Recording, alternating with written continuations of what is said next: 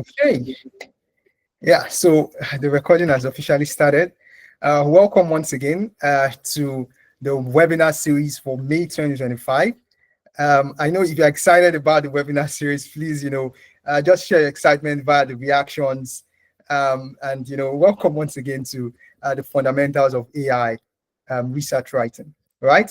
We've been here through and through, right? Every Saturday in May, right from the first, meeting to the second, to the third, and, here we are right now in the finale, right? So, just share your excitement, if you are really, excited about the webinar series, making it down to the D-Day or the final day. It's, I think it's an achievement worth celebrating, right? So welcome once again. In week one, we looked through, introduction to research in AI, ML, NLP, low resource. That was, Sharon Meji, giving us a very powerful session. On and on to week two, we got live insights from Toluwani. Very awesome session. I'm sure you still see me again today. And then again, last week, we had a very, powerful session there from Chris Emezwe, right? We talked about, sharing his own life, experiences, in writing, publishing, and reviewing research, right? Talking about, conferences, how you can get your work noticed, very powerful sessions. And I myself, to be very honest, I gained a lot through all those sessions. And today, again, is going to be a very powerful one. We have lots of things, in store. There are folks that will present, some of their research work. And we also have a panel session where we have those guys, come around and you can ask your direct questions live this time around, right? And we would ask, live questions, physical challenges they face day to day in research, in grad school, on and on and on in, their day to day, right? So we'll do a bit of that. And there'll also be time for Q&A. So if you have burning questions, just prepare them. I promise you this session is going to be awesome. I've been promising you from week one. I've always delivered, right? So again, this session, I promise, is going to be really awesome. So once again, attendance is being tracked. Fortunately, this is the last session. So if you've attended like 2 sessions, before now, you of course qualify to get a certificate of attendance. But it's also fine if you were not able to make up to 3 sessions. But kudos to you if you're able to, make all the 4 sessions, within the month. Okay. Right, so just a bit of housekeeping once again, as usual. This is the last webinar, so May is already wrapping up, and we'll be seeing June soon, right? So this is the last webinar for this month. I would enjoy you to use your real name. I mentioned several reasons, so people can get to know you, spot your name, and potentially connect when they flag that name anywhere else once again. And there'll be attendance as well. So the attendance is in the chat. So you can just, check the chat. You'll find the attendance form. One of the admins will drop it real quick. So please do well to fill out the form. Just tick your name, mark your attendance, and so you can potentially get your certificate. Okay, so this is the 4th and the last session. We'll be having presentations from amazing folks. I will just quickly check in. So please just get ready. We have Abdul Malik Marwan. We also have Umar Pham as well. And we have Silas Wataki. I hope I didn't butcher your name there. So I'm just going to make you co-host these 3 presenters so that you could potentially just get ready. If you have, a screen share to do, or it's also totally fine if, you would just be going without a screen share. Okay, and let me just do that real quick in 1 minute. Okay, so yeah, I've made you guys co-hosts, so you could just potentially prepare to share your screens.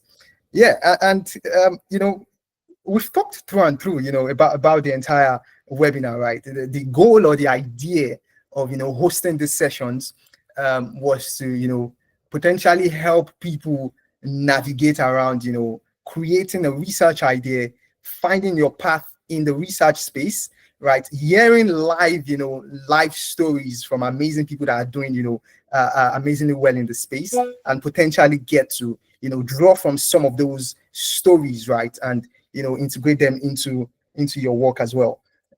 Yeah, so once again, in this session, we have a panel session, as I mentioned. We'll look through into, the research journeys of, amazing panelists, a personal look into what they've done, the work, the wins, and why they feel their work matters. Because I feel like every researcher, they take their work very rigorously, right? Because like they feel it matters, right? So we'll try to understand these perspectives and try to see how we can also, in that same light, build a perspective of our own. Okay, okay, I don't know if I can spill out the research panel now, but yeah, I'm going to do a quick introduction much later on. But we're going to get started real quick in about 1 to 2 minutes, first with the presentations. Abdul Malik, if you are ready to go, you can let us know. So please, if you have questions for Abdul Malik and you are in the chat, you can, of course, just drop your questions in the chat while he's presenting. Just if you have questions or if you have contributions as well, you could just, potentially drop them in the chat. And hopefully Abdul Malik will take them during the course of this session. So Abdul Malik, I don't know if you're around now. You can just let me know by unmuting. I've given you access to be able to unmute your mic.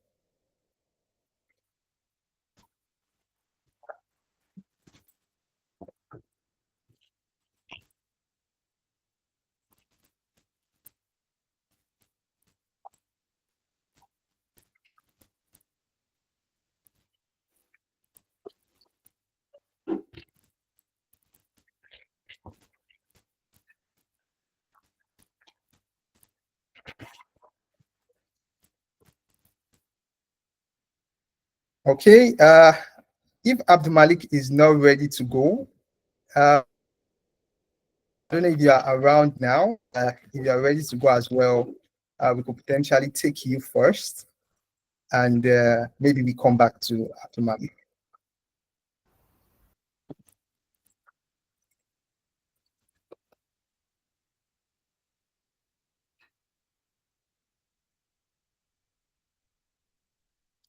Or if you have difficulties as well on muting your mic, you can let me know in the chat. I'm happy to help you there.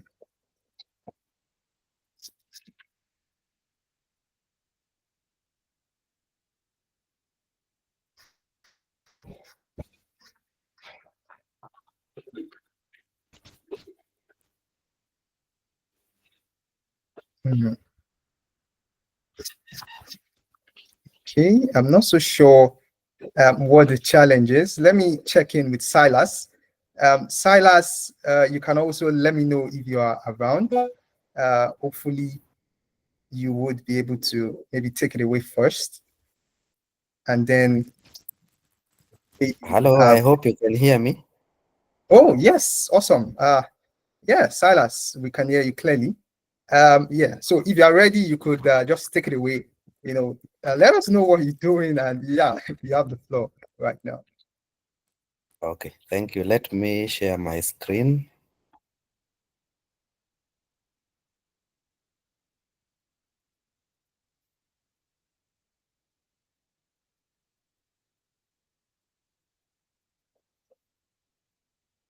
Just a moment.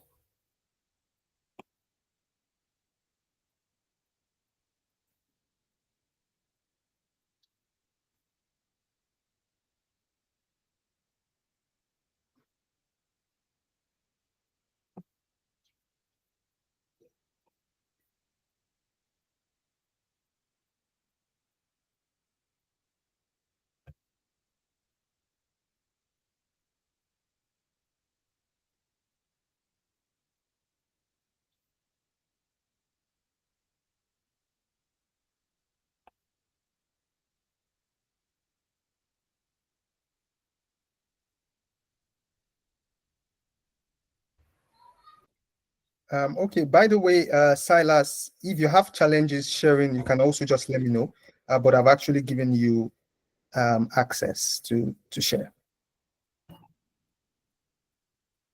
Yeah, it seems I'm having challenges projecting the PowerPoint presentation. Maybe I can put it to PDF first and then I can try to present.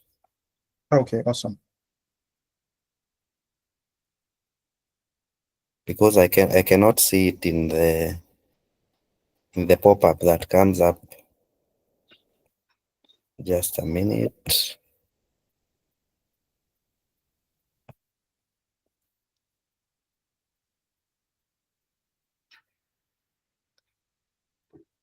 Okay, let me try now. Okay.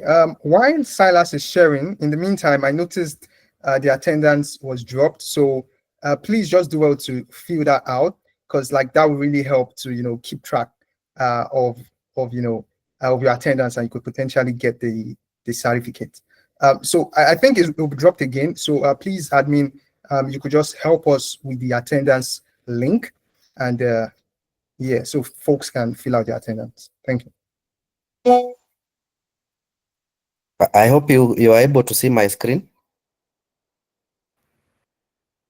I can't see your screen yet, but I think it should be from my end, because other folks can actually see it. So maybe my network is still catching up. But yes, please feel free to go ahead. Okay, thank you. My name is Silas Kamanda Wataki. I am joining you from Kenya. I'm a Masters of Computer Systems student at Jomo Kenyatta University. And I appreciate LyngualLabs for this opportunity to present my work, which I present as work in progress. And so the title of my research is Efficient Swahili Automatic Speech Recognition using Cross-Lingual Transfer Learning with the PEFT LoRa and data augmentation on an end-to-end model. I'll present the background information just in summary. That natural language processing uses machine learning to understand speech and text the same way a human being does, and automatic speech recognition systems are among NLP applications. And what they basically do is to convert spoken language into text, and they power voice assistants, transcription services, and also smart device control. There is a diagrammatic representation there of how a speech-to-text system works. And so it is a sequence-to-sequence classification problem in which an acoustic observation sequence X is mapped to a character sequence W and calculate the probability of W given X, where T is the time and N is the number of characters. Development of an effective ASR system requires a lot of resources, and these resources are in form of speech and audio data, text, pronunciation dictionaries, a computing platform, and also it is time consuming. There are languages which are high resourced, such as English, German, Japanese, Mandarin, and several others, especially those that are spoken in the first world, which have extensive data sets and tools supporting natural language processing and automatic speech recognition development. There are over 7,000 languages which are spoken globally, but only a small fraction of these languages have the resources that are required for effective automatic speech recognition development. Africa has over 2,000 languages, and therefore this amounts to about 25% of the global linguistic diversity, but we are still facing significant gaps when it comes to speech-to-text technology. Narrowing down to Swahili, it is spoken by over 200 million people across East and Central Africa, and it is recognized as an official language of the East African community. However, it remains under-resourced for automatic speech recognition despite its wide usage. And therefore, I propose transfer learning to address this problem, which is defined as the process of applying knowledge amassed while resolving machine learning issue in one domain to a problem of a similar nature in another domain, thereby reducing the training time and reducing the requirement for significant amount of training data. And therefore, in my project, I'll fine-tune a Whisper model, though this is computationally prohibitive, requiring significant graphic processing unit resources and storage. And therefore, to surmount this challenge, I'll adopt parameter-efficient fine-tuning using low-rank adaptation. And this addresses the training issue by training only a small fraction of parameters, reducing memory usage and enabling fine-tuning on accessible platforms, such as NVIDIA P100 GPU. Additionally, data augmentation techniques have been shown to be effective in low resource settings, and they enhance model robustness by simulating diverse speech conditions, which are critical for low resource settings, and that has been noted by Roger et al. 2020. Moving on to the statement of the problem, the United Nations Sustainable Development Goal number 9 is building resilience infrastructure, promoting inclusive industrialization, and encouraging innovation. And AI plays a crucial role in driving this SDG. There exist ASR systems for most languages spoken in the first world, as I mentioned, such as English, German, and Mandarin. However, despite having approximately 200 million speakers across the world, Swahili lacks state-of-the-art automatic speech recognition systems, and this scenario is replicated across Africa and other under-resourced languages in the world. And therefore, we are not realizing the full potential of AI, especially in East Africa, which has been the hub of technological innovations, such as the mobile money innovation called M-Pesa. And therefore, this study aims to develop a deep learning framework for Swahili automatic speech recognition by leveraging multilingual pre-training of an end-to-end model, that is Whisper, enhanced with parameter-efficient fine-tuning and low-rank adaptation to reduce computational demands, as well as data augmentation to improve robustness. The broad objective of this study is to develop a Swahili automatic speech recognition prototype by leveraging multilingual end-to-end modeling and parameter-efficient fine-tuning using LoRa and data augmentation, and evaluate its effectiveness for under-resourced languages.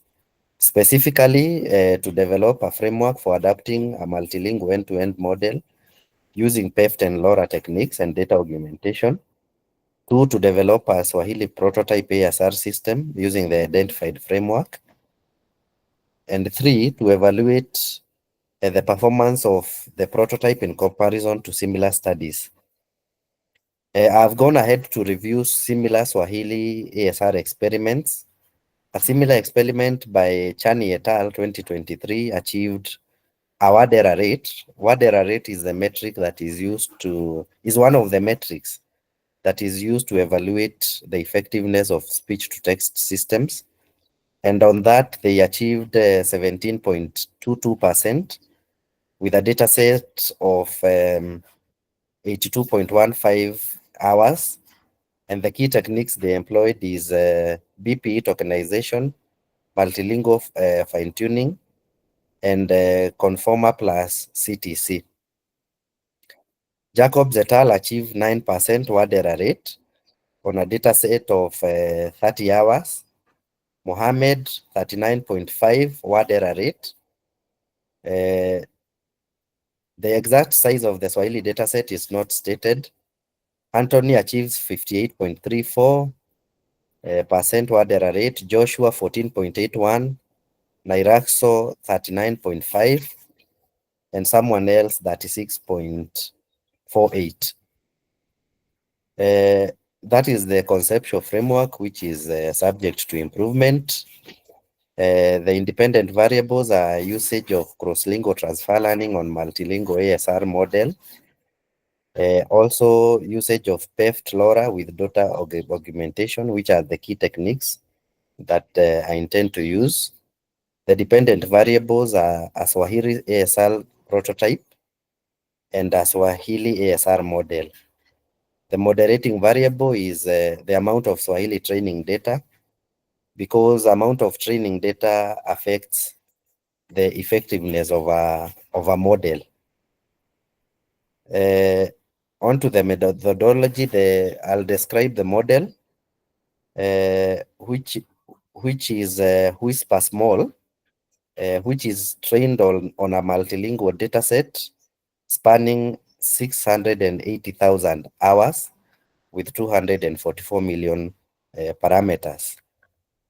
And this starts with the loading a Whisper processor to handle Swahili-specific tokenization and feature extraction, which ensures compatibility with the pre-trained model. And there is a screenshot of how I do that on Google Colab. Also, secondly, I do low rank adaptation for parameter efficient fine tuning, adapting only a small subset of parameters.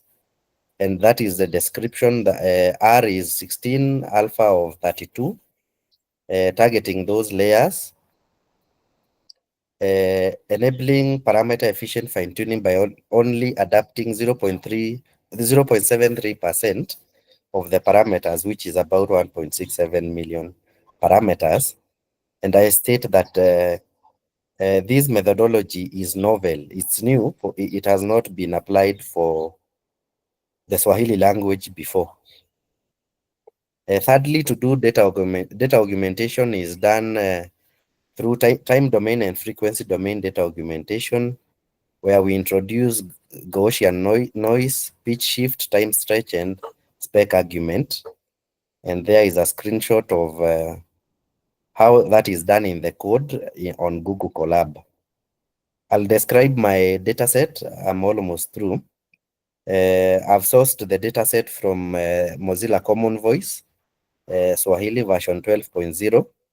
And I only fetched, so far I've only fetched 4,000 audio transcript pairs, and they cumulatively amount to about 6.11 hours of training data. I split these using a 80-10-10 ratio, where the training data set is 80%, the validation data set is 10%, and the test data set is 80%. All the audio is resampled to 16 kilohertz, converted to log mel spectrograms, and I did cleaning of the transcriptions.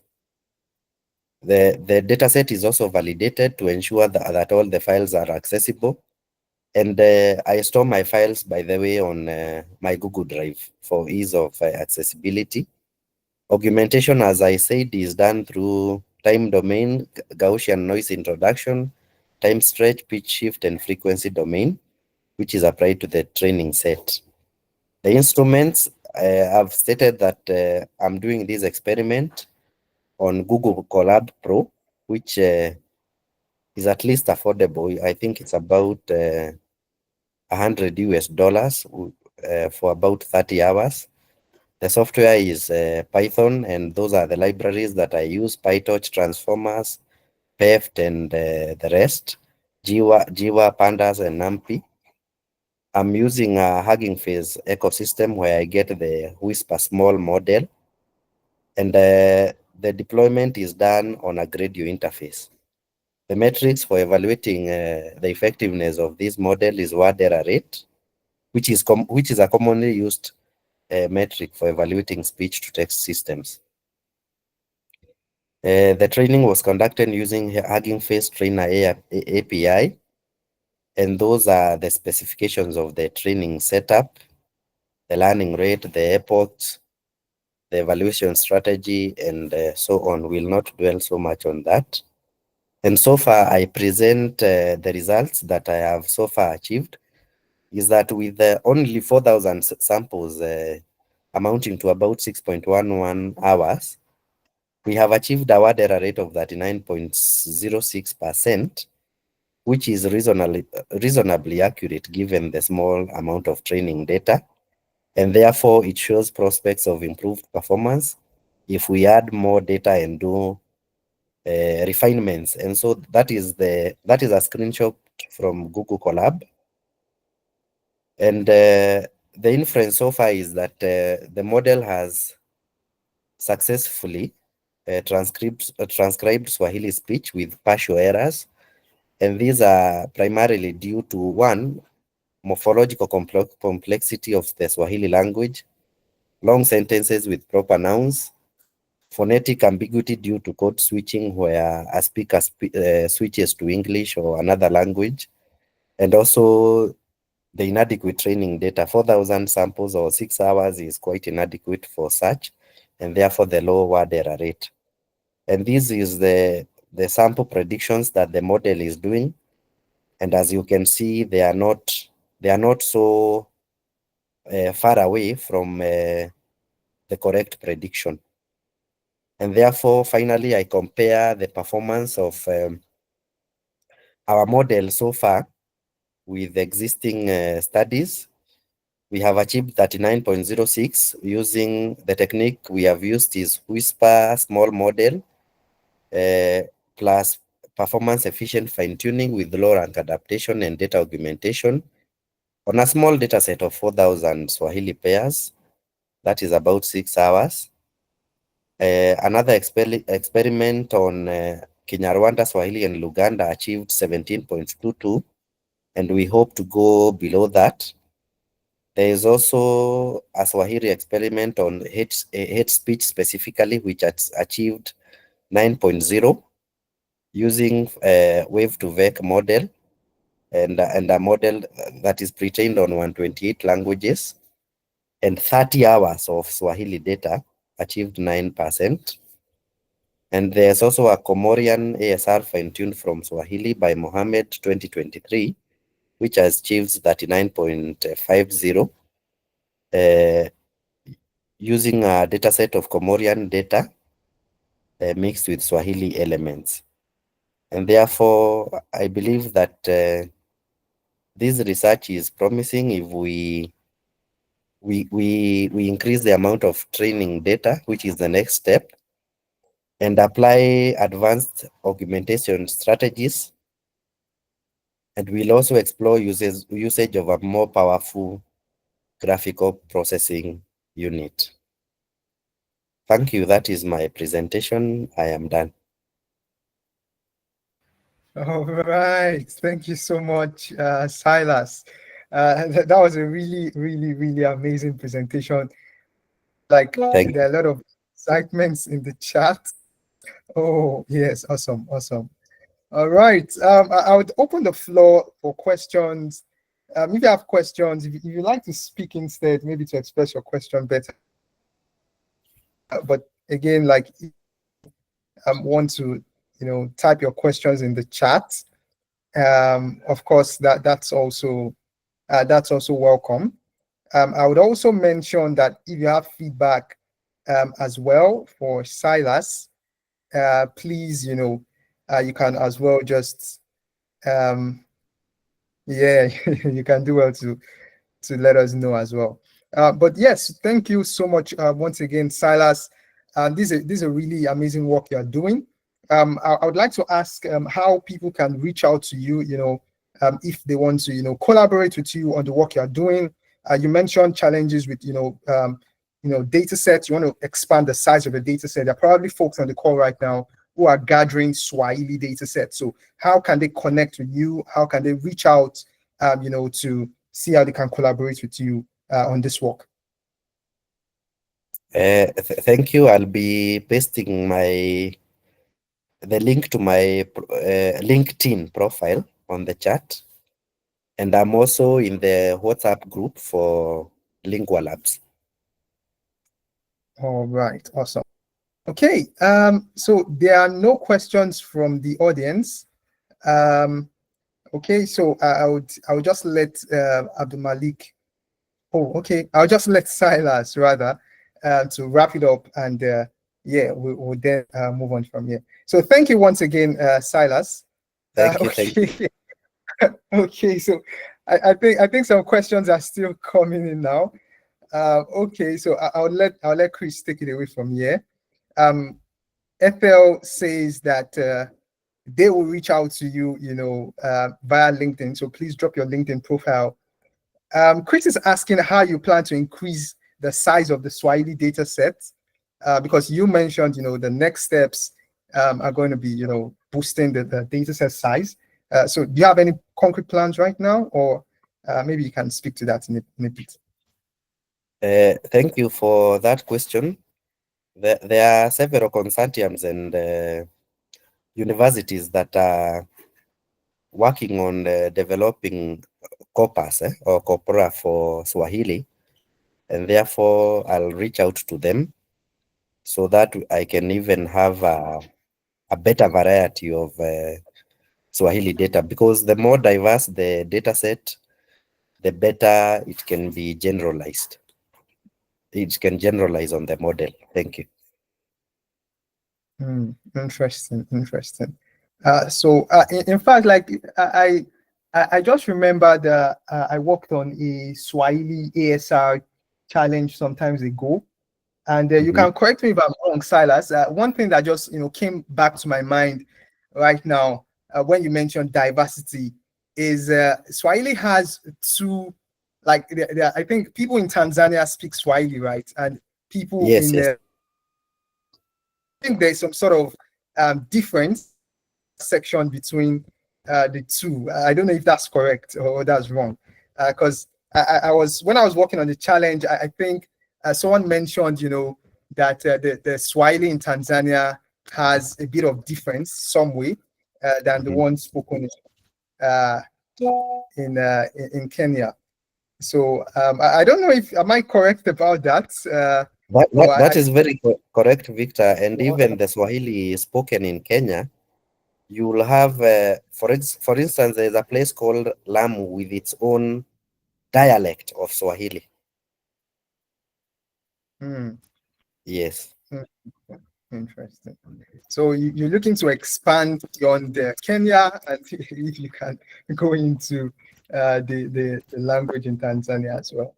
Yeah, all Yes. right, awesome. Okay, someone is also asking, okay, this is a question from Philip saying they can see LoRa as part of your integration, but they are not so sure how you implemented LoRa for your work. I had shown in the presentation. I don't know whether I can present again. Okay, sure, you can. I can give you a minute to do that. Yeah. Okay.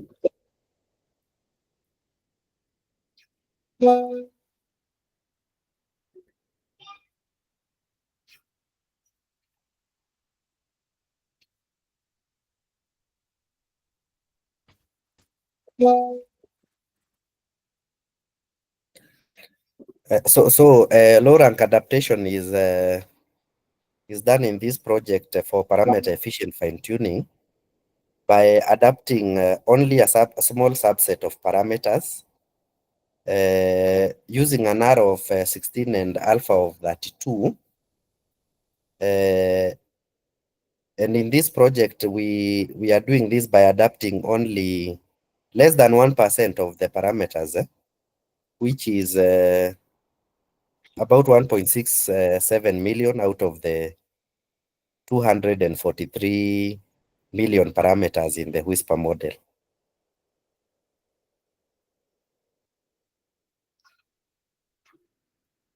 Okay. All right. Thank you so much, Silas. I think we'll just take one more question because we are racing against time here. There's one more question, okay, from one of my bosses in the chat. Do you know what the best quality of the audio is? So are there also dialectical variations in Swahili? So I think that second question, you've already answered it in terms of, but of course you can just take it again. So there are two questions, like the best audio quality, do you know what that is? And also, do you know if there are dialectal variations in Swahili. Okay, Uh, there are more questions coming in, but I think I'll allow reach out to you, via your LinkedIn. But yes, please take that. thank you. Samuel asks whether I know the best quality of audio is. I must admit that I'll ponder over that. I've not thought about it. I really don't know, but I'll do more research on that. Did I downsample my data set or I used it like that?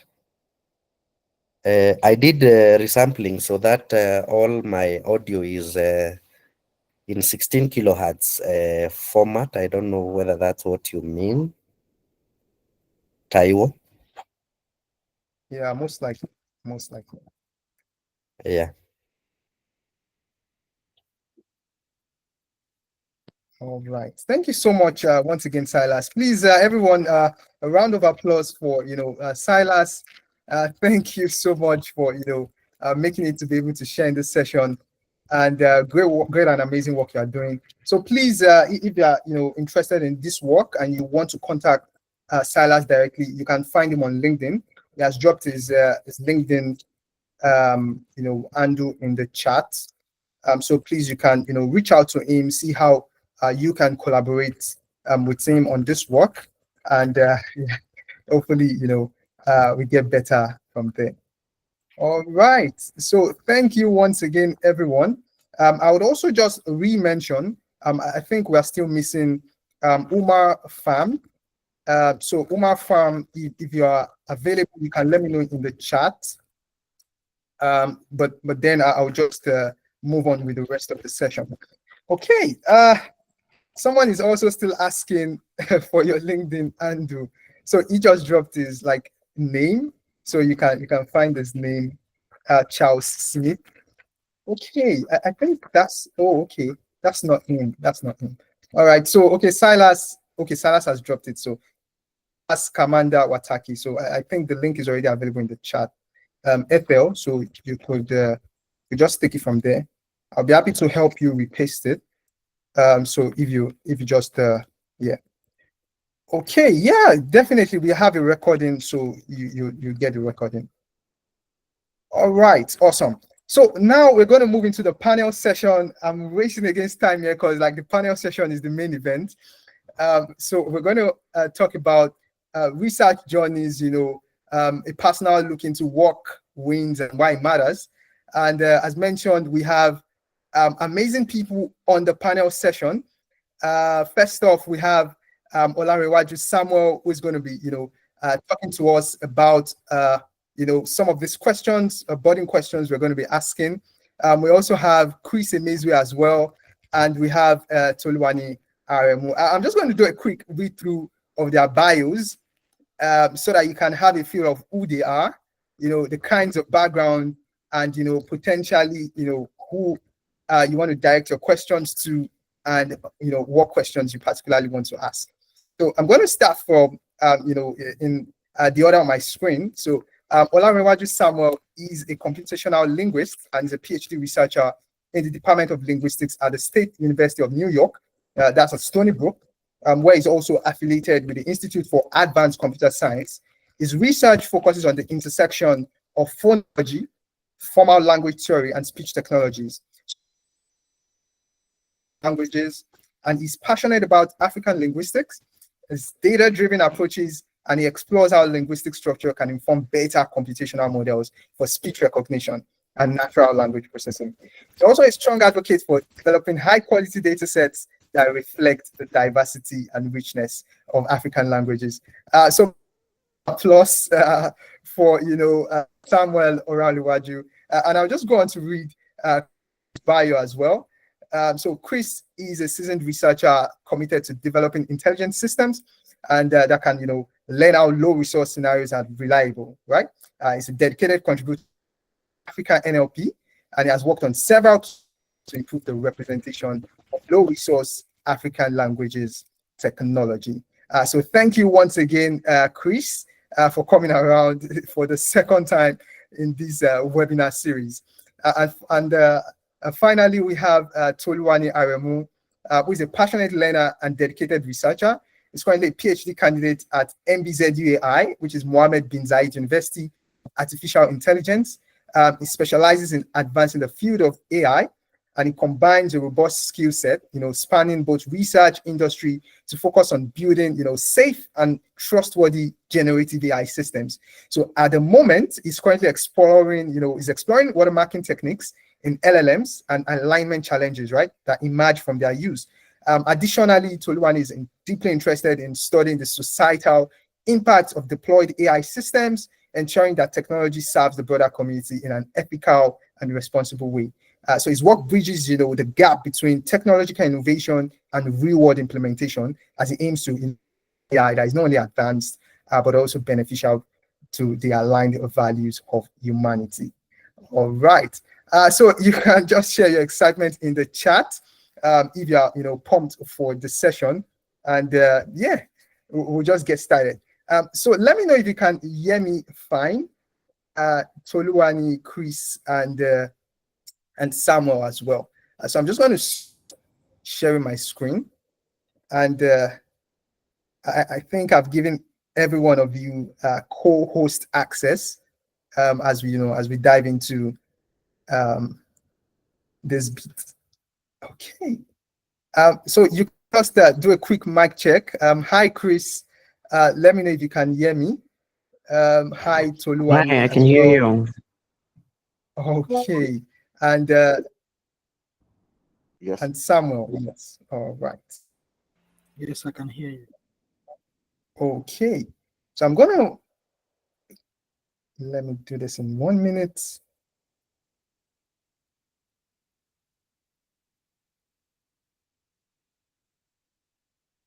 All right.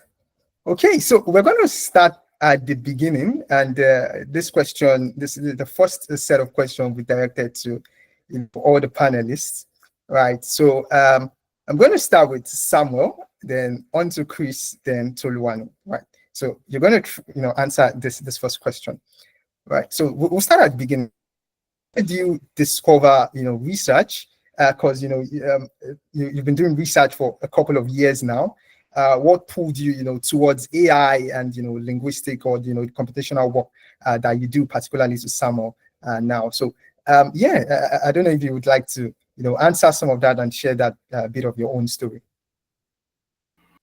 So yeah, thank you so very much for inviting me, and thank you, Chris, for bringing me into. So I got into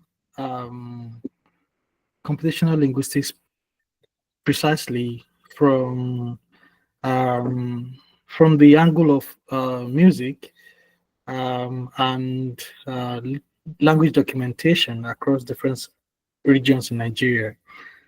So it started by trying to devise orthographical system for Ishan in 2013. Even though I know there are a lot of concentrated work on that before then, so I started collecting speech data and transcribing them using IPA symbols and trying to figure out how to devise a writing system for it.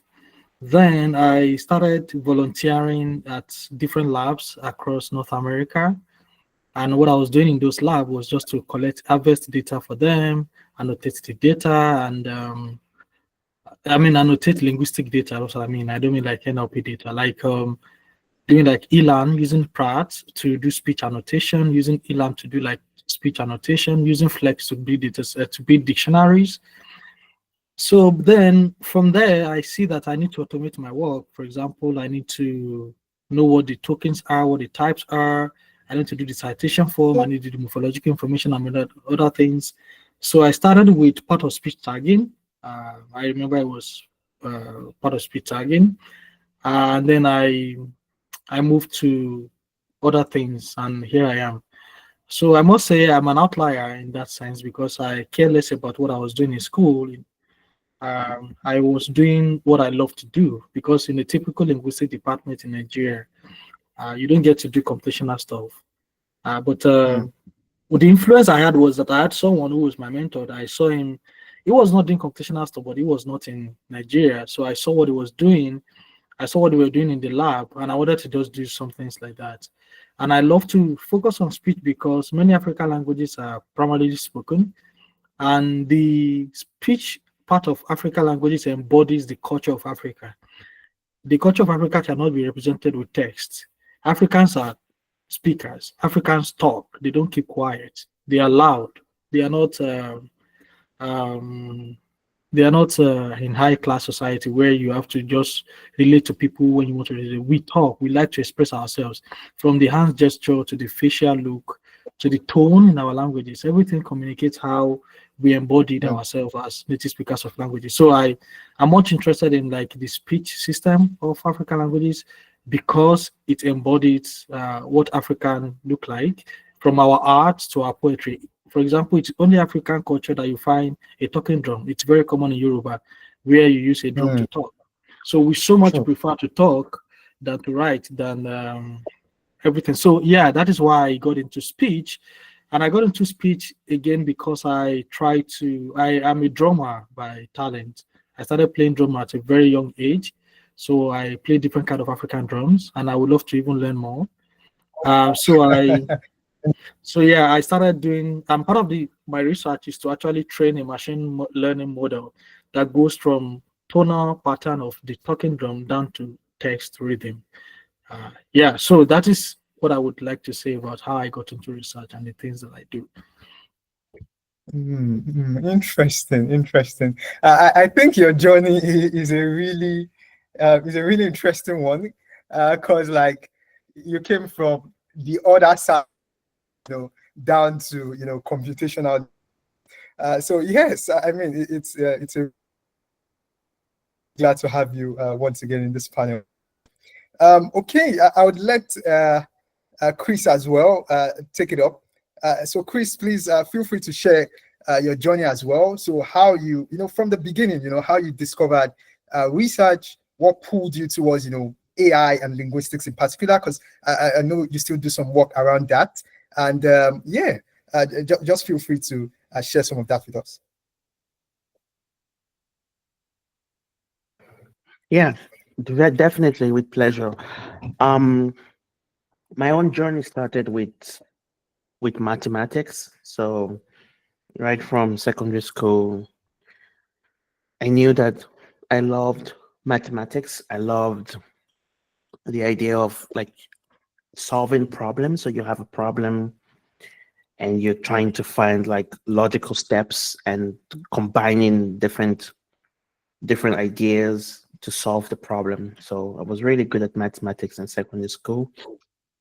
And so naturally when I went on to study my undergraduate studies, I naturally decided to study mathematics. I was studying mathematics, but I didn't want to be.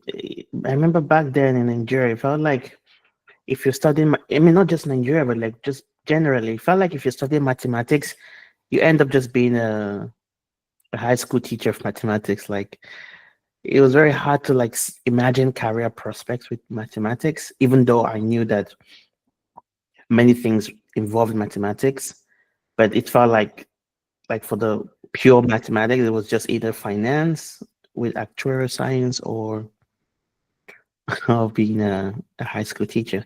So I as I was studying the mathematics, I knew that as much as I loved solving problems, I liked solving problems that had a real world impact. So not abstract problems, but problems that have a real world impact, problems that real world problems coming from real people, real communities. So I realized that aspect about me, and that's kind of what pushed me in my journey to start looking at ways to combine the mathematics with something that could have a more real world impact. I wasn't so good at the mathematics in terms of like the theory solving and the abstract thing, but I always loved the more connected it was to something real world, tangible, the more interesting it was for me. And so that's, in that search, looking for what I could do, that's how I found out about machine learning. I remember the first book that introduced me to machine learning was the book by Francois Chollet, Machine Learning with Keras or something. Back then it was Keras, now it's PyTorch. So then it was Keras and how you'd like put some neural networks together. So that book was really, really exciting to me because suddenly concepts of mathematics were then being used with computer science and really leading to very impressive things. Like I remember when I wrote my first handwritten digit recognition model. I was just copying everything from the book and pasting on a Python script. And when it finally ran, I was like, "Whoa, this is exciting!" So that's kind of how I started, and I entered into machine learning. That's kind of how my journey began. And since then, I was just dabbling into anything I could, any opportunity. I dabbled into reinforcement learning. I dabbled into computer vision, then finally dabbled into NLP, natural language processing, so the language aspect. And I think that's pretty much where I've been, because when I dabbled into natural language processing, it was so exciting. Like, you could tell the model like the man is, and then the model would say good. Like, wow, that's back then it was very, very, it was not as sophisticated as it is now back then, but it was still pretty impressive. But then while doing that, I quickly realized that these, like the data sets that we're using as tutorials, the examples, everything was English, But I was like, where is the non-English? Okay, then there was a French component, maybe German, and then I quickly realized, where's the African component? Where are the African data sets? Where are the African examples? Where are the African tutorials? Nothing like that. So that's when I started spotting a problem with with NLP when it comes to African languages. And that is pretty much how my journey began, because I then took it on myself to ensure that in the future, in the next 5-10 years from my time, around 2020, I wanted to make sure that in the future, if someone from Africa is like learning about NLP and they want to learn how to do like summarization, they can easily do summarization in an African language. It doesn't have to be English. Yeah, so that's pretty much how my journey began.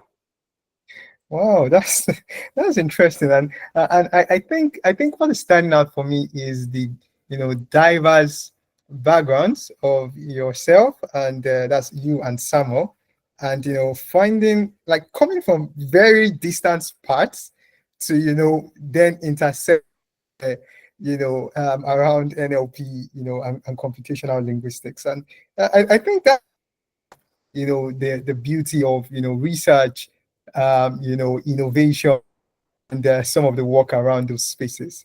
Okay, to Toluwani, thank you so much once again, Chris, for that story. So Toluwani, yes, over to you, because I know you have quite a bit of a journey, right? So how did you discover the research space, and what pulled you towards AI linguistics generally? Thank you for having me here. My own journey was much more of let's just call it an accident, because I didn't know what research was. I mean, prior to, let's say, 2018, I knew people always use research and development, but I thought everything was just development, just software engineering. You're just writing codes just to build something. I didn't really know that there was actually a specified area called research. I didn't know what that was at all.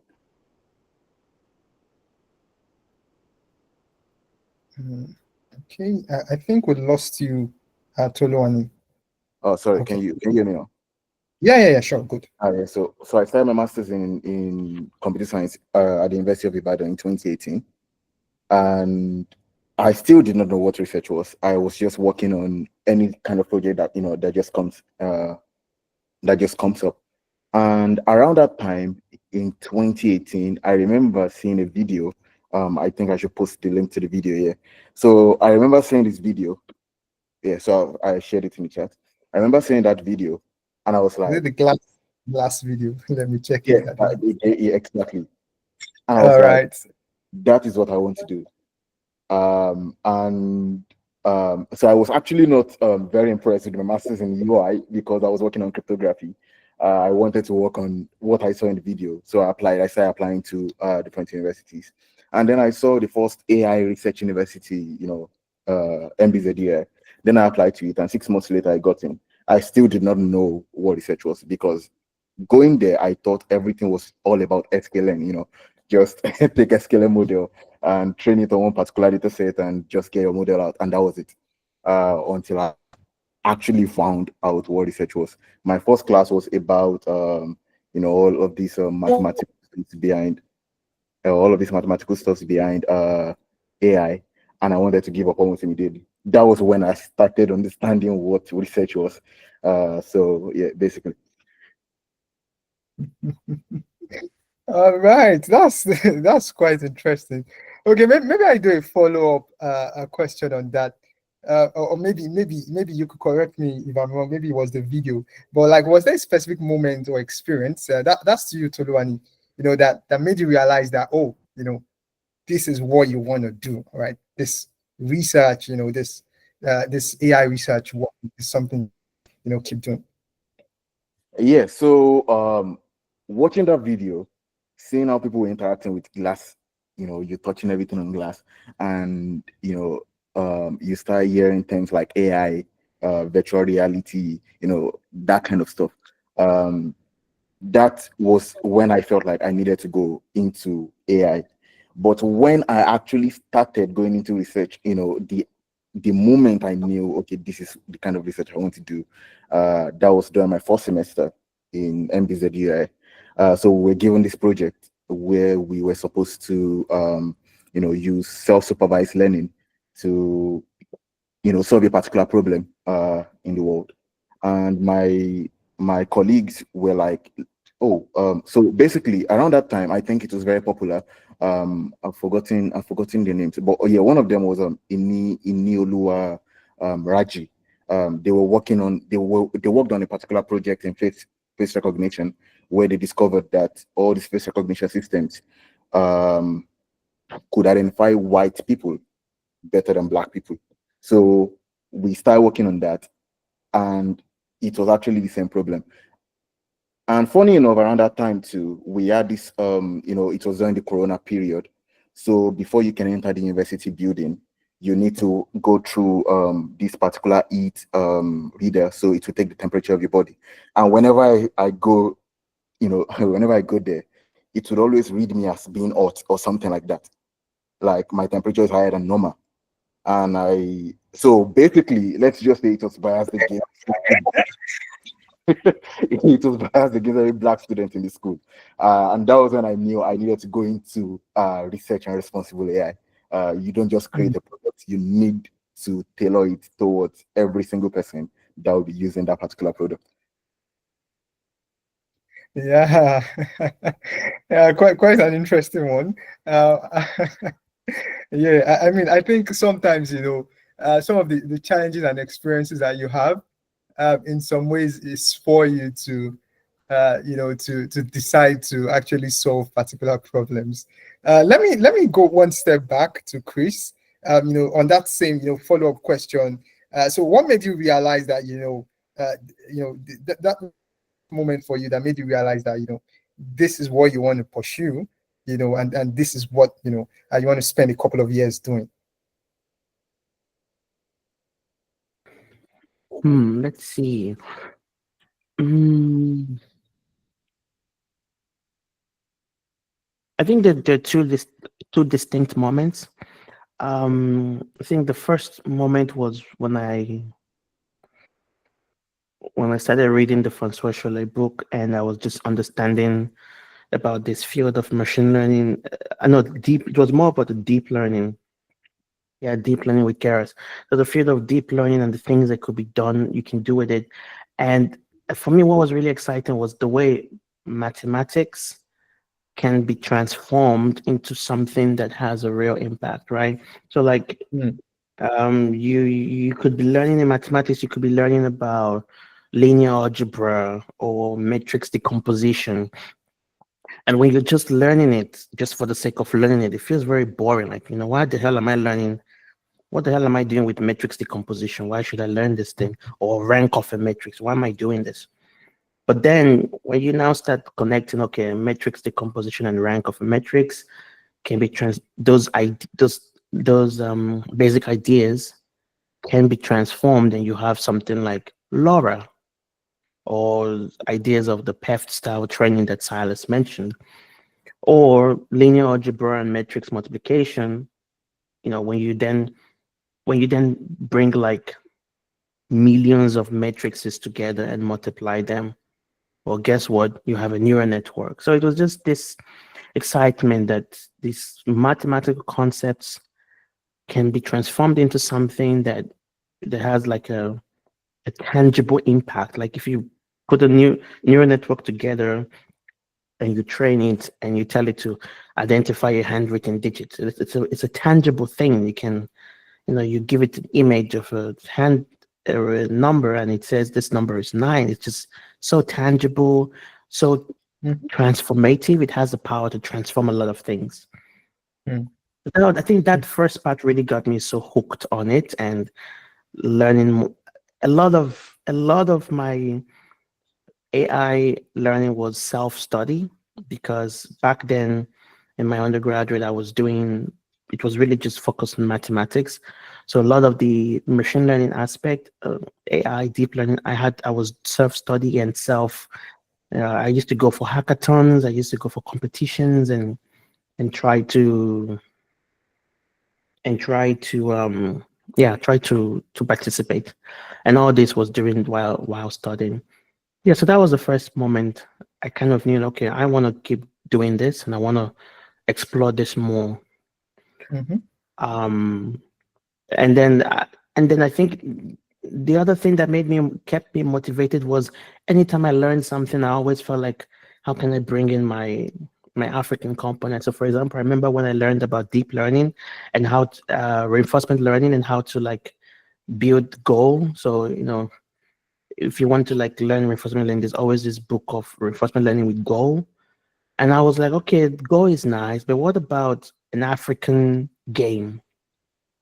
So like an African game, we're always learning deep reinforcement learning for chess and Go, but how about applying this to an African game with all the complexity? So I did that, and I remember that was I submitted it as a project thesis. It was really exciting. Yeah. Mm. So it was really like when I learned something, it's like, okay, how do I make this work for I think, it was really exciting. Like, how do I make this work for African context? Mm. Another exciting thing about deep learning was that, so when I used to study mathematics, it felt like everything had been solved. You know, like if you're studying a subject, you're studying what people have done in the past. So it's all been done already. You're just learning what's been done. And sometimes I used to ask myself, this thing I'm learning, how am I going to ever add to it, right? Like I cannot invent a new theorem or a new law, the law of Chris Emezwe in mathematics. Like I don't even see myself doing that. So it was a bit boring just learning something that has already been solved. But the AI component was so exciting because it's like no one knows what the hell they're doing. Nothing has been solved. There are a lot of places to work on, a lot of things to do. And that just felt exciting because I felt like I could contribute to something that has Mm. real impact. So I think that part was also exciting. Wow. Yeah. So these were some of the ways, the things that made me feel like, okay, I want to keep doing that. I felt like I could contribute something for the African context that could have real Mm. impact. Mm. Quite interesting, quite interesting. And I think many folks as well, like myself, to share that same passion of trying to see how things could work for the African ecosystem. Thank you so much, Chris. Let me now, go one step back to Samuel as well. Yeah, let us also know, because I mean, what I'm actually saying, from the conversations already, is that Chris coming from a more theoretical, mathematical background, with his mathematics and the likes, Toluwani coming from, and like some sort of introspection of the future, what could be possible, right, in the space. And yourself, Samuel, coming from the foundational, principles of language, and what you liked about your culture. So yeah, back to you. What would you say was that specific moment for you, that made you realize you want to stay here, or you want to continue doing research for a couple of years? Yeah, I don't know. It's a lot of them. I will try to just pick three. Summarize. Okay. Yes. Yeah. So I think it started um, by from Yoruba, how um, how speech can shape entities. So, for example, in Yoruba, I can say "pengpe," I can say "rogodo, rogodo, rogodo," and it means it coincides with a shape in the real world. So, rogodo is just tiny. Rogodo is like mid tiny, and rogodo is like bigger roundness. So like rogodo is very round, rogodo is mid round, and rogodo is like big, and it's just like high tone, mid tone, and low tone. So the high tone, everything can correspond to real life entity. It's called iconicity in languages. So that was what get me excited. So I started collecting those things. They are called ideophones, they are adjectives in Yoruba. I started doing the annotation in Pratt, and try to figure out what those things are and why they are behaving like that. So I read a lot of book, and yeah, so I knew. So I was trying to talk to a lot of people around me. I knew that the way I was thinking about it was quite different from what you want them to be thinking about. And they were just like, okay, go and read, just go and read, and just go and read. So I started reading a book. I remember I read a book by my present advisor, which was like formal systems of vowel harmonic patterns in languages, and he was trying to explain how you can use locality to train machines and not just train LLMs without, and not just train NLP models without necessarily understanding what the models are doing. So that was what stood out for me, and I started applying that research. But it was really like a mind trying to understand how Rogodo can map to an entity and how the hell we are trying to make sense of languages beyond speech. So that was a very lasting point for me. The second part was the part that there are speech parts of the world that correspond to personality. So I knew that Agbero in Lagos would want to call a name and not call it, would not finish calling it. So I will share an experience I had in UI when I was doing my master's in UI. I wanted to go to OKPAD also. Then there is two part. There is OKPAD, there is a subpart. One is in the like different regions. So when I went out of the UI gate, I just heard pad. I don't know what they were calling it. I didn't know the prefix. So I jumped on a car, and the car took me to the northern part, whereas I was going to the southern part. So I was really interested. What really interested me is how social variables can influence the way we perceive speech. So I'm really interested in how we can record a speech system, build a system that take into account the demographics we have, like how Agberos will talk. For example, if you have like an AI system and you ask the AI system, can you talk to me like a Agbero driver? Because the point is that I believe that AI should penetrate the society. And one of the ways it can penetrate society is to find a usefulness for it in the society. So for example, I traveled a lot in Nigeria. I traveled like a lot of like around 32 states in Nigeria. I've traveled different places. I noticed that if you are starting from the northern region, for example, to Lagos, the drivers don't most times speak English. If you are going from Lagos to the northern region, they can speak English and pidgin a bit. But if you are going from the northern region down to the western region, it's very difficult to get a driver that will communicate. Or sometimes you just hear them say, yo, wow, they are just going. If you have issues, you can't communicate. Yo, wow, and that's all you hear. So we need like an AI system that can do like speech-to-speech translation to the driver. And it must take into account the fact that these guys don't just drink water, they drink a lot of things that make their voice cracked. So you must take into account the demographics of the drivers, and the demographic of the driver must not affect the fact that you must do the speech-to-speech translation system. So these are the things I've been thinking about. I was trying to document languages across different regions in Nigeria, and I see how like we can actually domesticate AI in that sense. That is one point for me. Then the last point I had was how that I can permutate my drumming and it will lead to different patterns. So for example, if I can permutate do re mi and to give me different words, even if I don't know the word. So if I say re do can mean anything in Yoruba. It can be omod or re do can mean different, it can map to different words. So I believe that languages are universally tonal. I mean, like tone is very universal across different languages. You can have similar tone mapping to different words, but those words will not be strange to native speakers. They will always be domesticated into a language.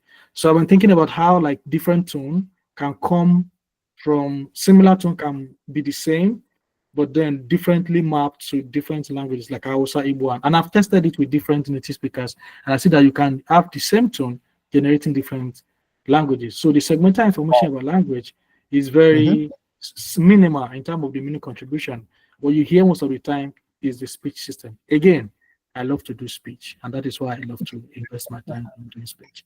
Yeah, those are the wow moments for me. Thank you. All right. That was a powerful one. Thank you so much, Samuel. I know Samuel's work touches on, phonology and speech systems. So it's always all about, how, linguistic insights can shape AI systems for Africa. Thank you so much, Samuel. Well, maybe I touch down to Chris a bit on his work as well. Chris, I know you built, Lanfrica to address visibility, for access in African NLP, right? Well, when we're reading your bio the other time, we talked about, your affinity for, African research sources. And yeah, so I would like is what are some of the biggest challenges, in taking up an idea like that, from concept to real world impact? And maybe you can shed some light on that. Just to be sure I understand, you mean the challenges in like you have an idea and you want to bring the idea to fruition, like to reality? Yeah, I would say more so the idea of, addressing visibility of, African resources access, to African NLP, systems, research, data sets, and the likes. I see. Challenges. So the idea of Landfricker actually started in the dormitory, and just for context, I think one thing that ties us all, one thing we all have in common, the three of us, me, Aremu, and Samuel, is we all, we all had a study at the University of Ibadan. So Aremu studied the master's in cryptography, and Samuel did a master's there too. I started an undergraduate, so bachelor's in UI. I did one semester, and then I left the country. I went to cold Mother Russia, and that's where I continued my bachelor's. But we've all had something to do with UI, so that's cool too. That's very interesting to know. Yeah. So Landfricker started with, it was actually in the dorm, and we were just lying there with our boxers and fanning ourselves with our clothes. And I was, back then I was in this NLP thing for African languages. I had found Masakane through Twitter. I had joined the first Masakane meeting, so I knew like there were people who were also doing work on African languages. It was exciting. And then I was thinking about, so I had a real world experience. So me and my friend Bonner back then, we wanted to do something for an African language, and we wanted to work on Fongbe. So Fon or Fongbe is a Benin language. I don't mean Benin in Nigeria. I mean Benin Benin Republic. Yeah, the one that's a country. So we wanted to work on build a machine translation model for an African language there. And I remember we're trying to understand if anyone had done it before. So we just searched on Google. I searched on Google and we didn't see anything, of course. I think we didn't even see any data set. So we had to start creating our data set ourselves. And then we created it by just getting the data from a website, the dictionary data. Then we trained the model. Then after training the model, I think a month or two, we were like telling people about the model and different things. We met someone through the Masakani community, Kevin, and it turns out that he had actually trained a phone model in the past. And I remember thinking, like, if only, like, if we had known that someone else had trained this model like before us, maybe we would have been able to really like make an improvement. Maybe we would have known, okay, the data set that they used, how, what did they do, and how can we make our own better. So I remember feeling bad, like if I had known, then I wouldn't have reinvented the wheel. We could have really like made progress. I remember when we made our model, we were like, yeah, we're the first person, the first people, yeah, unique thing. So that was one of my real life experience of like we're all working on African languages and African AI, but it's so scattered. And for Africa, it's very, very important to bring all those efforts together, because if they're scattered, then you just have someone in Uniport doing the work that they're doing, and then someone else in University of Zimbabwe is doing the same work on the same African language, with the same Igbo or something. And then it's just like, all out there. There's no way to track what's going on. There's no way to make meaningful progress. Or someone in Uniport creates a data set for Igbo, and someone in university in Canada that wants to work on Igbo doesn't even know about that data set. So I was seeing these little issues, and I started realizing that there's a hidden problem. Like, it's not just, oh, we don't have enough data or we don't have enough work. There's a hidden problem there that I thought many people were not seeing. And then I read a paper by Jade, one of the co-founders of Masakane, and they were saying the problems facing African NLP. Of course, there were many problems. There were like 7 problems, but one that stood out for me was, they said, lack of discoverability. And that one stood out to me. Say, aha, this is that thing I've been saying, the hidden problem. Many of the African efforts are not discoverable. And yeah, that somehow that kind of just resonated with me. I don't really know why, but then I then set out I wanted to tackle that problem and solve it. So started thinking about what solving it would look like, how to solve it.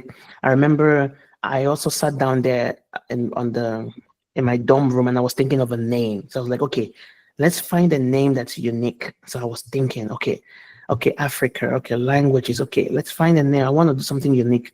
I want to do something very unique. And then after some brainstorming, I then came up with the name Landfricker, and I liked the name. Like, okay, this really, first of all, you have the Africa thing there, but it's not Africa, and then you have the land that gives the idea of language even. So I sort of put it together.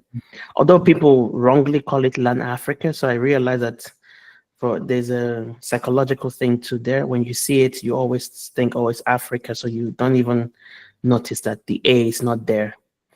But yeah, so this is, it's funny, I first started with the idea, and then I left the idea for like 2 years or something. I, just kept being lazy. Oh, I have this. And then I got inspiration. When I went for a conference, I was talking with someone about this idea, and the person said, like, yo, at some point in your life, you gotta start making out time to do what's important to you, for you.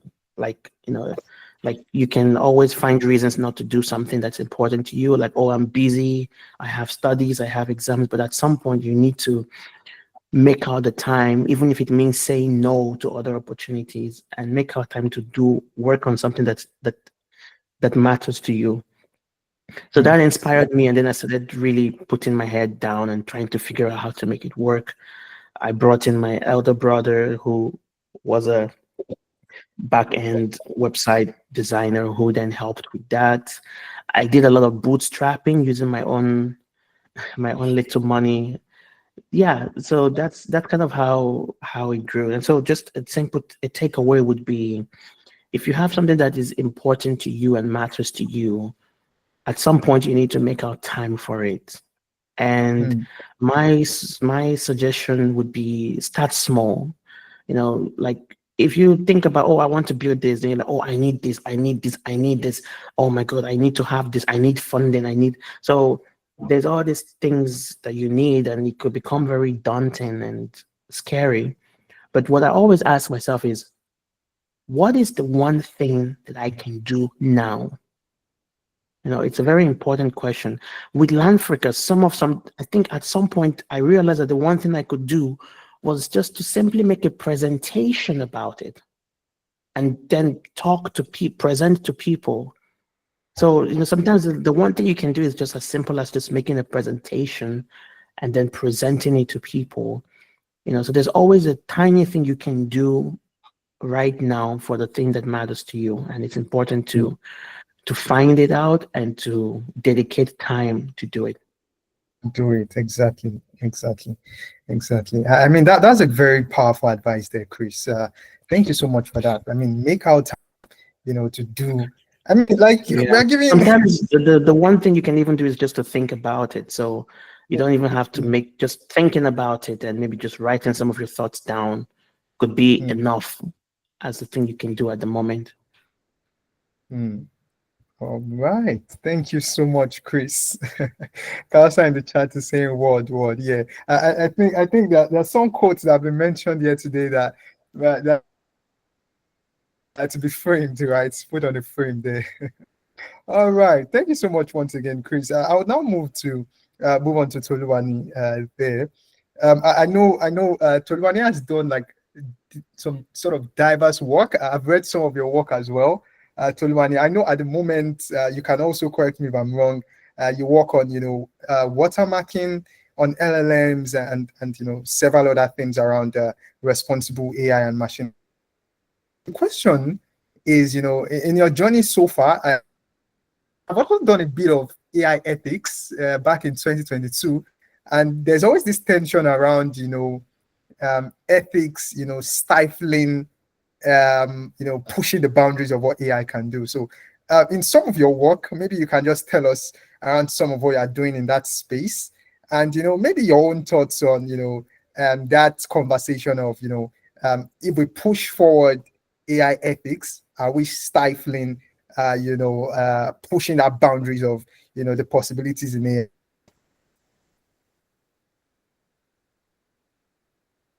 Okay. So let me start from, I mentioned that I did cryptography in UI. Very true. And basically cryptography is all about, you trying to secure data. And I didn't really like it much because there was a problem of resources. You can't really do much when you have little resources to actually go deeper into it. And when I got here, I already told myself that I was not good.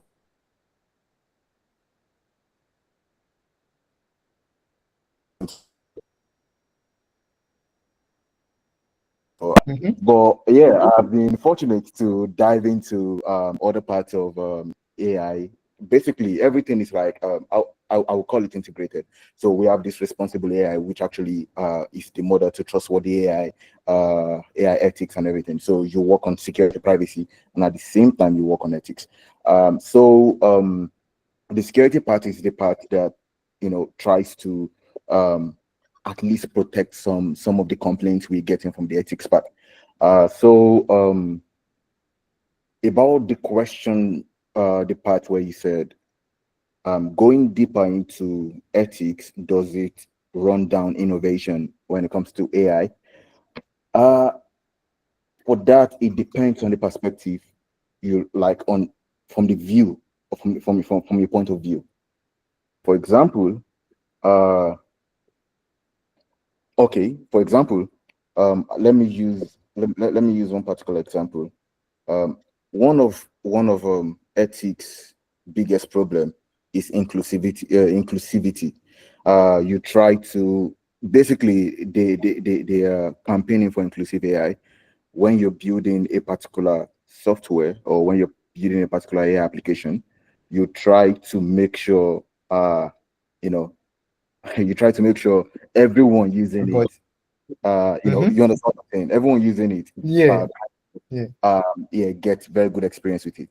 But then sometimes when you look at it from another point of view, you see that sometimes it wouldn't really matter much because you really don't know what would happen in the future. Okay, let me use this example.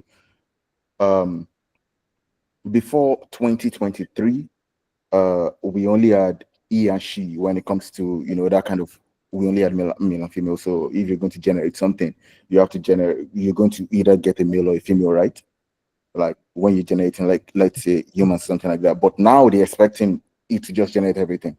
So in that sense, if we keep waiting for every change to happen before we actually make progress in what we're doing, AI ethics might actually be stifling innovation. But at the same time, when you look at it from another point of view, where we just build systems and then we say, we just keep patching things up. We just keep patching things up. You find a mistake or you find an error or you find something unethical, then you start patching it up. In that sense, AI ethics is actually right. So we can't just say AI ethics is running down innovation.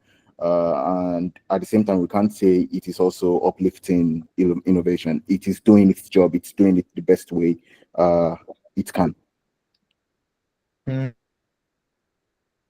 I think you you perspective on that. Yeah, thank you so much. I would like to do a follow up, on that as well. So, in your own, I mean, your POV, right? Your personal point of view. What would success in AI research look like to you? I mean, yeah, beyond model performance now, or what would you say you would call success in terms of AI research? In terms of AI research, okay, so this is basically okay. Before you can call this a let's say the AI research you're doing or you're deploying to the society, before you can call it a successful one,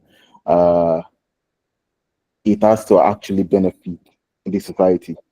I mean, if you publish a paper and it is very interesting, and let's say, okay, the deployment is okay, the deployment went well, but it is only working very well for a group of people, then I don't think that is successful at all. That is basically a failed deployment.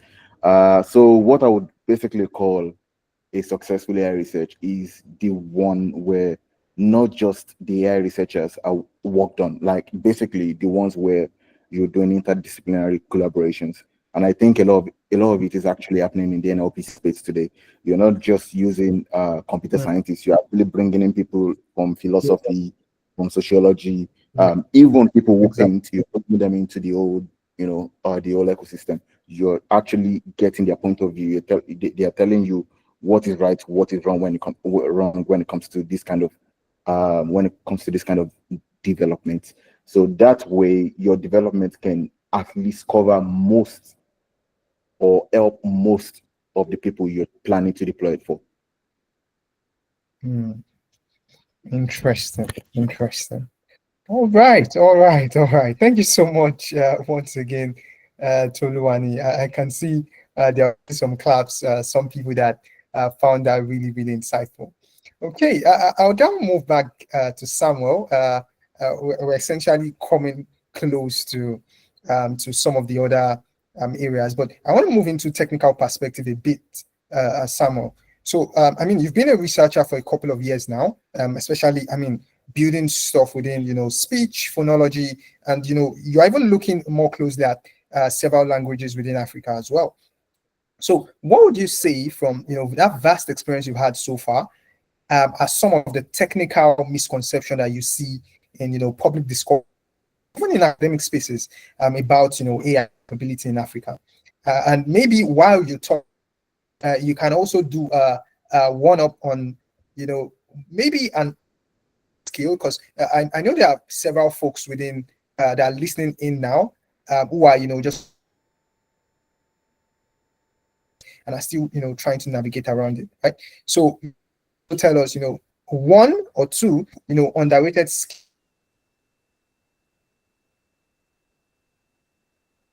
Sorry, learn, or it seems I'm losing you. Can you take the last question again? Oh, okay, sure. Am I audible now? Am I good now? Yes, I think it was fluctuating. Yeah. Oh, okay. All right. So the second question is, what's that underrated skill or tool, that every aspiring AI researcher should learn, early on? Okay, then you said the first part is to talk about The first question, yeah, misconception. Exactly, yes. within AI in Africa. Yeah. Yes. So, well, I have a lot of them, but I will talk just few. I hope I can summarize everything. So I think the paramount thing is that everybody wants to become a computer scientist. Um, Even people that read Yoruba and Igbo, Swahili and Hausa, they want to become a computer scientist.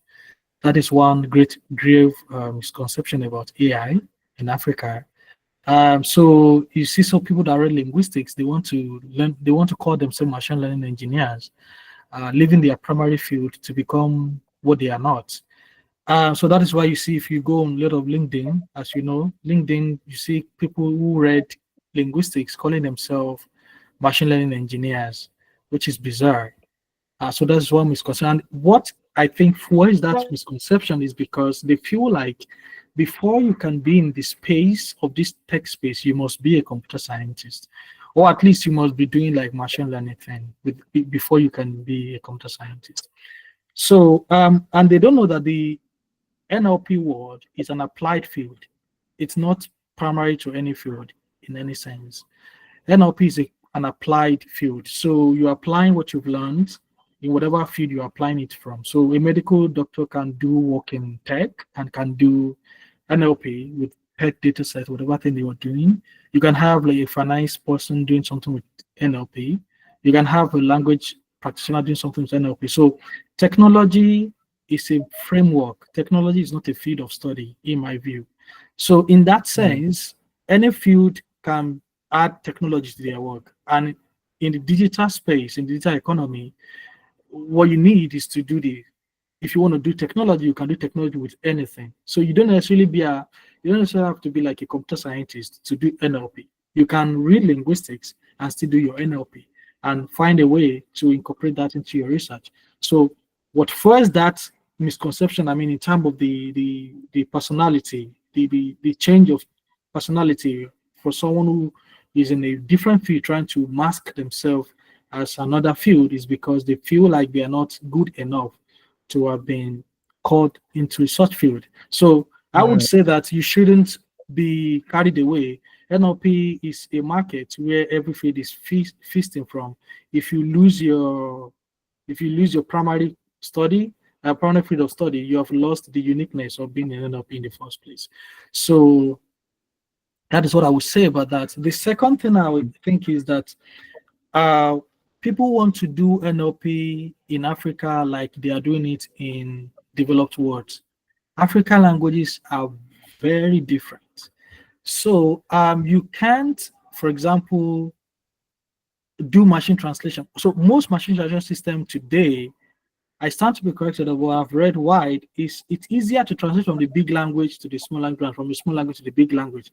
For example, you usually go from English to Yoruba, but it's almost difficult to go from Yoruba to English. I mean, in that kind of sense. And the reason is because they are doing NLP on African languages as if they were doing these big languages. African languages need to be carefully curated. African languages are not just piece of sentences. They represent the way we communicate. As I said earlier on, silence in Africa is a billions of sentences in English. So if you are talking to an elder and they are quiet, you must understand that there is something going on. You don't just keep talking, right? And here in North America, they don't really care. Like if you are talking and like they are silent, they're like, okay, you are listening. Africans, you need to be very careful because they're not listening. And I have a favorite quote for that. I said, Africans don't say what they mean, and they don't mean what they say. So to be an African, you have to be an initiate. So that is one misconception about NLP. They want to do NLP with African languages, carrying, dubbing what people do in English with. It would never work. And we have different problems. We have different ecosystem. We have different language. We have different pattern of system. We have different thinking pattern. And we can't just dump anything into the African ecosystem. It's very wrong. And the last thing I will talk about is the remuneration. Because of the influx of international companies in African continent, you cannot just pick any linguist or any language annotator to give them peanuts. They would think you are exploiting them, because people that have earned in dollars know that earning in naira is a short. It's a shot on them. So they want to keep earning in dollars. And the people that want to give them jobs don't want to take that into consideration. They feel like you are overhyping yourself. And to be truthful, there is no tech, I mean AI in terms of language, in terms of NLP, in terms of speech system, without input. And the data input are the people that speak the language. The people that speak the language are the ones that will work on the ecosystem, that work on the technology that would suit the society. There is no societal impact without the language. And that is why you see there are thousands of models on Hugging Face, but only, I'm not sure, up to 0.5% are useful, because they build a model that is not in tandem with what is going on in the society, especially African languages. So I think we need to rethink how we think about AI in Africa. We shouldn't make the mistake these guys make. Let me give you a very stark history. In summary, when they wanted to build like the universal dependency, if you read history, you remember that they didn't include language practitioners in the people that annotated the speech. What they did was to create like a guideline and give it to people that are not linguists, English linguists, for example, to do the annotation. And their fear was that this guy is going to probe the question. They're going to question them on a lot of things about the language they are giving to them. Now, English is a widely studied language. English has different second language learners. You can try that. You would try that with Igbo, for example. You cannot give me Igbo data to annotate. I don't understand anything in Igbo, right? You can't try that with Hausa. You need Hausa specialists to work on Hausa language. So you see how that if you dump what you do for the Pentry diagram, Pentry bank, and dump that on African languages, well, you are well done. You're going to be benchmarking lies on lies. And the truthfulness of the model is, the truth of the matter is that the models are going to be learning what you give to them, and they're going to learn what you have lied about to them. So Africans are not in that way. So that is just three things I would mention. I can mention multiple things in that sense. So now, what is one skill you should learn as an emerging AI practitioners? I would say learning how to deal with data. So, so the problem is that people don't think about data, and that is one thing I like about Craze, who thinks a lot about data. People don't think about data. They think that we can just get it anywhere, and we can just grapple anybody and just give them peanuts and just get our data. Some people think that they can go on the net and crawl the web and just just build something. And the reality is that, for example, if you are building your model on BBC News, Africans don't talk like a newscaster. Our speech and our writing have settings. So if you are telling me to cast the news, I won't talk the way I'm talking now. There's a way I will position myself. There's a way I will choose my words. Then I won't choose when I'm talking to my dad. So NLP models are not newscasters. NLP models are human, therefore humans to use. So if you understand the integrity of data, you understand that data are not just piece of letters. They are representation of our knowledge systems. African languages embodied our superstitions, our divinity, our should I say, spirit in that sense. We evoke spirit with our languages. English guys don't try that, right? We do a lot of things with our language. It's very powerful. So if we start thinking about the language and start thinking about the reality of what our languages can do for these guys, then they would learn from us. And the reality, the thing that would happen is we are the usage of their product. If you go to North America and many developed world, most of these guys don't even use WhatsApp, right? We use WhatsApp a lot in Africa. We use social medias a lot. We are the consumers of this product. So if they want us to, if we don't want to collect our money and bring products for us, they should learn our language. And if they will learn our language, they must learn how to deal with our language the way we want them to deal with it. So everybody should think about the language. Everybody should think about their own language. Everybody should understand their language and not just dumb anything on their language. And then one last thing, talk about the left's privilege. I used to say, and I've been saying, AI skills that we need is to understand how that everybody needs technology. So as I gave illustration the other time, the drivers in our transport system, they need AI technology, and I've not seen anyone doing that for them. For example, a Yoruba man should not be forced to speak Hausa if he wants to drive to the corner, right? He can just speak to the Hausa. He can speak his Yoruba to a model, a very small thing that they attach to their board, and he can communicate to the whole people. For example, if you go to North America, their train station have like different languages. Have English in they have English in their train stations, right? Why can't we have such in Lagos train station? Speaking Yoruba, or when there's a coaster they are building out from Lagos to Calabar, there are different regions and different languages they will meet in those regions. Why not have systems that translate among those languages, picking key language of wider communication, and try to build a system that do that communication along the line? BRT drivers don't speak English. Let them speak their language. Leave them alone to speak Yoruba and take into the consideration and build a system for them.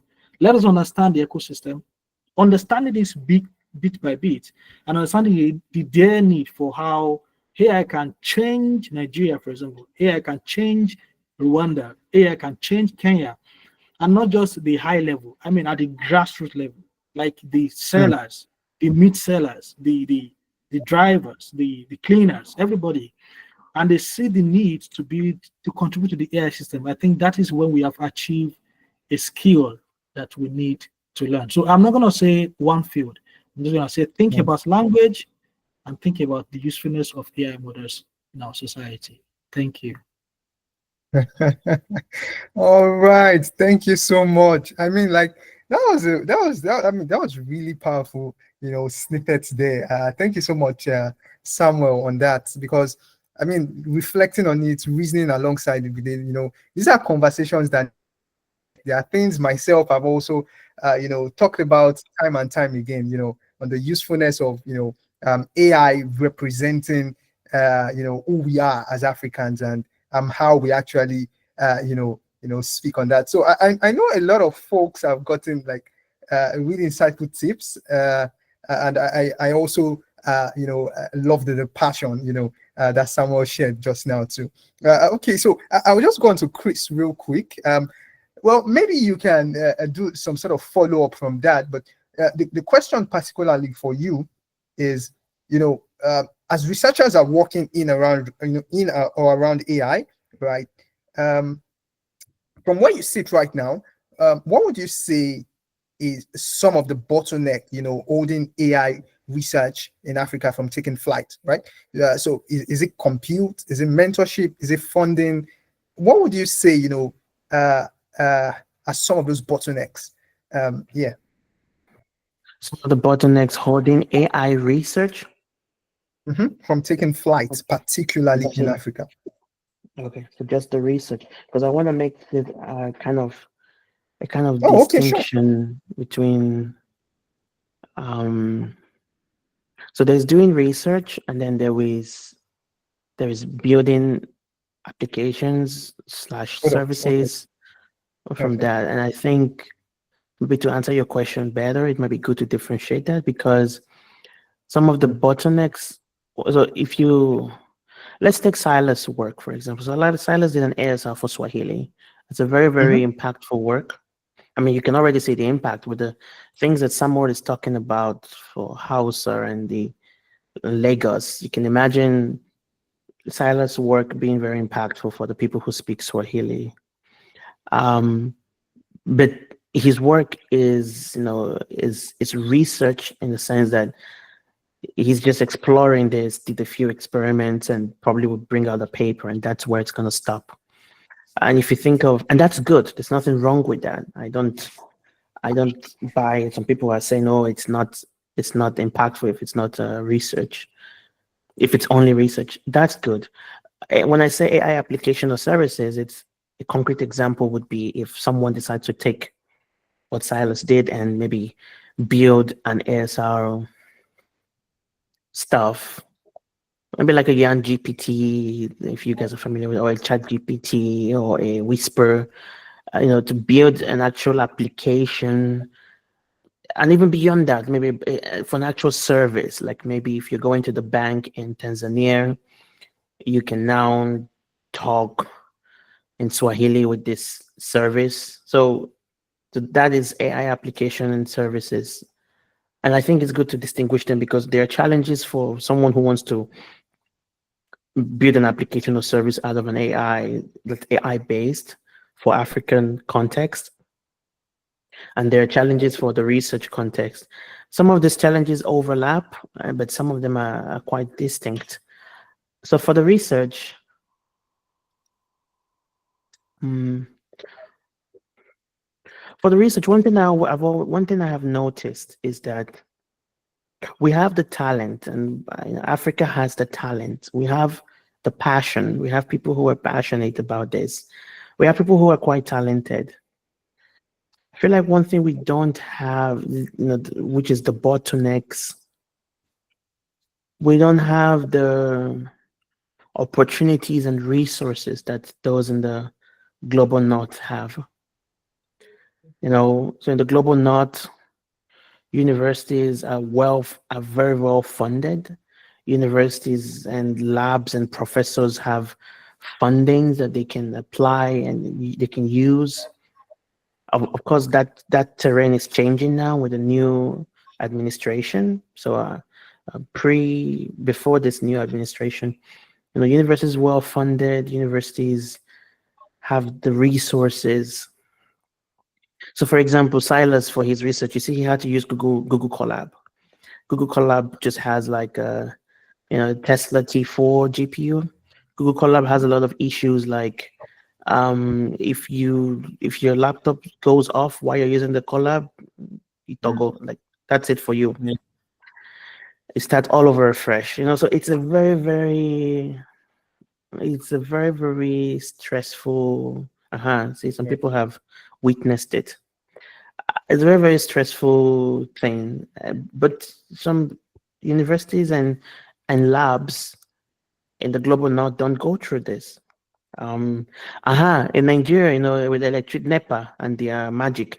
So if you're like using your laptop and NEPA decides to say clap for you and then no light for you for 24 hours, your laptop is on 5% battery. You won't have any motivation to say you're doing research. So that's why us, like, see, Aremo is in MBZ, Samuel is definitely not in Nigeria, and me, I'm not in Nigeria. It's a bit a different experience, and I won't lie, there are problems there. I'm not gonna lie for you, but some of the problems that we face are not the problems that you face. No, we don't have to worry about electricity. Now, in some universities abroad, they also don't have compute, right? So they also have to worry about compute and Google Colab and stuff. And then some universities don't have to worry. So I think what I'm trying to say is like, there's a talent, but there are some systemic issues. One of them is access to resources. It's not the same for the African continent. I think the second one is also, the whole politics of Nigeria, where you have your supervisors and your professors. There's a whole Nigerian politics thing, where if you don't tell your supervisor good morning, or he looks at you somehow, he will vex and start causing wahala for you and all those. So, in abroad, in many places abroad, there are systems that help reduce this. So let me just call it corruption because I don't have any other word for it. Or politics, the human politics, basically. Or the professors themselves, they have loads and loads of courses to teach, and they don't even have time to look at their students and coach them and guide them, or even think about research. Right? It's just I have courses to teach, and I'm not being paid well because of the government. No one pay me well. I'm sad. I'm not happy. Just these tiny things. I remember when I was talking with someone about, I was telling the guy, like, hey, we should create more, like, I think more computer resources in Nigeria. And he said something that even touched me. Because I was telling him about things we could do to make, like, to allow research innovation, like the innovative research, to go to facilitate it in Africa the way it is in global north. And I was talking of compute. I was talking of maybe access to opportunities. And he said time. His own was time. He said the researchers in the African continent just need time. They need more time to focus on research. And I was like, wow, I didn't even go there. He said, yeah, because if someone has like 5 courses to teach in a semester, what time do you have to say you're doing research? But over in global north, in some places, it's not like that. So the professors have, they have grants that give them time to actually focus on research and bring in students to focus on research. So there are these systemic things that are sort of some challenges. The systemic ones are a bit hard to solve, right? Because how do you go and start solving the problem of lecture and they pay lecturer very well? How do you start solving that as a student? No way. Or the lecturer is not allowing me to graduate. Like, these are systemic things. So maybe ones that are a bit not too systemic, I would just call it access to resources. So compute resources is one major thing, because you could have a very good idea, you could have the mind to build the Python, the code together to get it to work. But if you don't have, there's a reason why the largest and most influential models are coming from the global north and not from the global south. There's a reason why they're even coming from labs and industries and not from academia. So even in the global north, you don't have like Whisper from the University of Washington. No, it's Whisper from OpenAI or Claude from Anthropic. So because these labs are the ones that they have the money to buy the computer resources. Even the academia don't even have enough money like that. So now coming down to Africa, there's a reason why you could, maybe there's a reason why you're just stuck on maybe just fine tuning.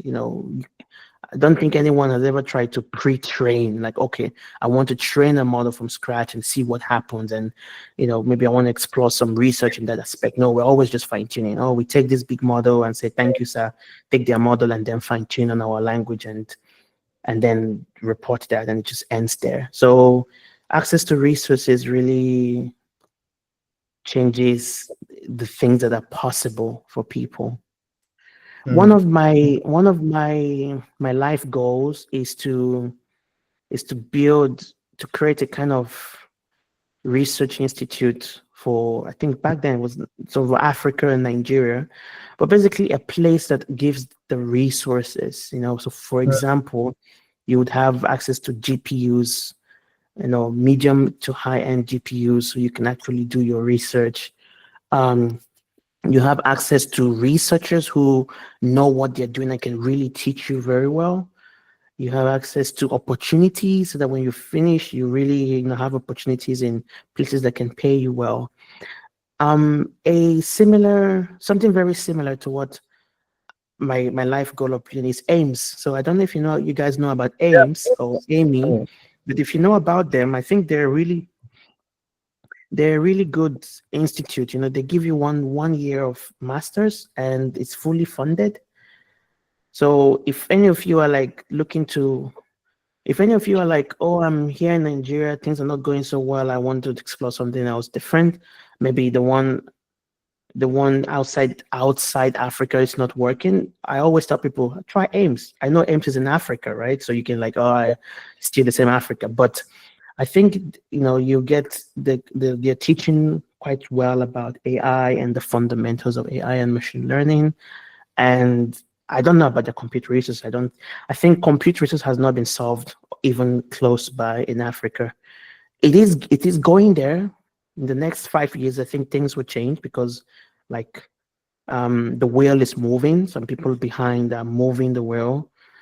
Thank God. So it's going there, but for now we are where we are. Yeah, I will stop here. All right, thank you so much, Chris. I would allow Toluwani to, you know, wrap up on some of those insights, you know, continuing from where both of you stop. But just before that, like, I know we are already on time, so I'm actually watching that. But I just wanted to mention some of the things Chris has said, and I remember like what comes to my mind now is there are some challenges that I've had to solve, and sometimes like the lack of access to resources is sometimes like a blessing and a curse. Maybe a curse because obviously like you can't build bigger and better models, right? From my own perspective, for instance, I've been privileged to teach NLP a couple of times, and when I want to start teaching, you know, LLMs and stuff, the first thing I do is to like spin up the price. So in class, we like calculate the cost of building an LLM, right? And it's always really crazy because who's going to give you that kind of money, right? And then it's also like somewhat a blessing because like there are challenges I've seen where you are required to do something like really tight with little, you know, resource constraints. So like you have to build a model given this particular amount of compute because it must run on this particular, you know, size of compute. So in that sense, it's in some ways forces you to innovate, right, around making it work for, you know, smaller resources and smaller compute power, which is in some ways peculiar to the African ecosystem. So yeah, I mean, very, very, very, very insightful conversation there, and we hope it's going to be solved, and looking forward to seeing some of that work out in Africa as well.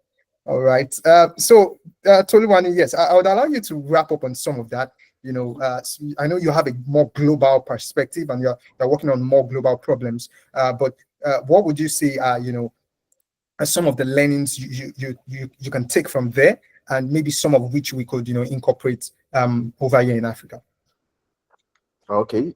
So I will talk about my experiences from basically in the UAE. Something I've noticed about research and development in the UAE, because normally I would say the UAE was not such a strong force when it comes to AI until 2021, when they actually became very popular. Like they just put themselves on that global map, and I think recently just overtook Singapore as the smartest city in the world. So basically, what Chris and Samuel have said so far, they are all valid when it comes to the growth of AI in Africa. One thing that is different from whatever I've seen here in the UAE and my experience in UI in Nigeria, which I can still say maybe might scale up to the whole of Africa, is that the government, just like Chris said, the government is not willing to fund research. Most of these professors are not getting enough resources to actually, you know, do their research. And even when they get those kind of resources, politics enters it. For example, some lecturers they might actually get this fellowship, and when they get the fellowship, the department gets it on their behalf, and then the department just cuts down on the price they got, and the department takes, let's say, half of that. And then what do you expect the lecturer to do next? And then because of these, most of these lecturers are like, they would rather stay, you know, abroad. When I was doing my master's in UI, for example, there were some of my professors who I never saw in person until the last, until the day of the exam, one day before the exam, when they just came to just teach us, okay, let me just come and teach you.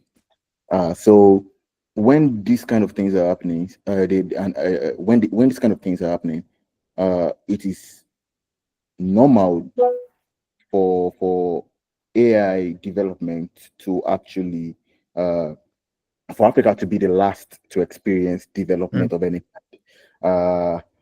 And then apart from that, it looks like the global north, basically they look at Africa as consumers. So, you don't need to, right now, when it comes to, thankfully, we've started seeing an expansion when it comes to financial technology, fintech. But still, when it comes to the AI, we are still basically the consumer. Okay, we need some data from them. Let's just give them a little bit of money. They can work for it. That kind of thing. We can see the way they treat us when it comes to this kind of thing. So maybe the main thing is the governments of Africa, the governments in Africa should try to, they should be consistent. They should be, how will I say it? I'm looking for that particular word. When someone wants to do something, we want to try to do something. There's actually a word for it. I've forgotten the word. But yes, the government should intentional. That's the word. The government should be intentional about trying to bring this kind of progress into their, into the country. The governments in Africa should do that for their countries. Try to bring in all of these resources and everything. Also, try to if you see any company within your, try to help them out. Don't scare them off with taxes and everything. I've heard of companies that have left Nigeria because taxes are now high or something like that. Don't just scare them off with taxes or something like that. When you see that this company is trying to do something like this, trying to put your country on the global map, then you have to support them. Be intentional about the support, and everything will be fine from there. So that's all I have to say. Thank you so much, Toluwani. So, if you're a public person right on the call, please help us get some of those insights, down to public offices, right? Thank you so much. I mean, once again, to our panelists. I have a speed round question though, so maybe I can go around to ask the speed round question. So, if you weren't doing AI or linguistics, or computational NLP, computer vision, if you weren't doing AI at all, right, what would you be doing instead? And maybe in one line, you could just say a piece of advice, for someone out there who is, starting out in AI, just one line. But yeah, I'm curious to know what you'd have been doing if it wasn't AI or research. Okay, so maybe we start with you, Toluwani, and work backwards to Samuel. Okay, if I'm not doing AI, possibly, maybe I would have.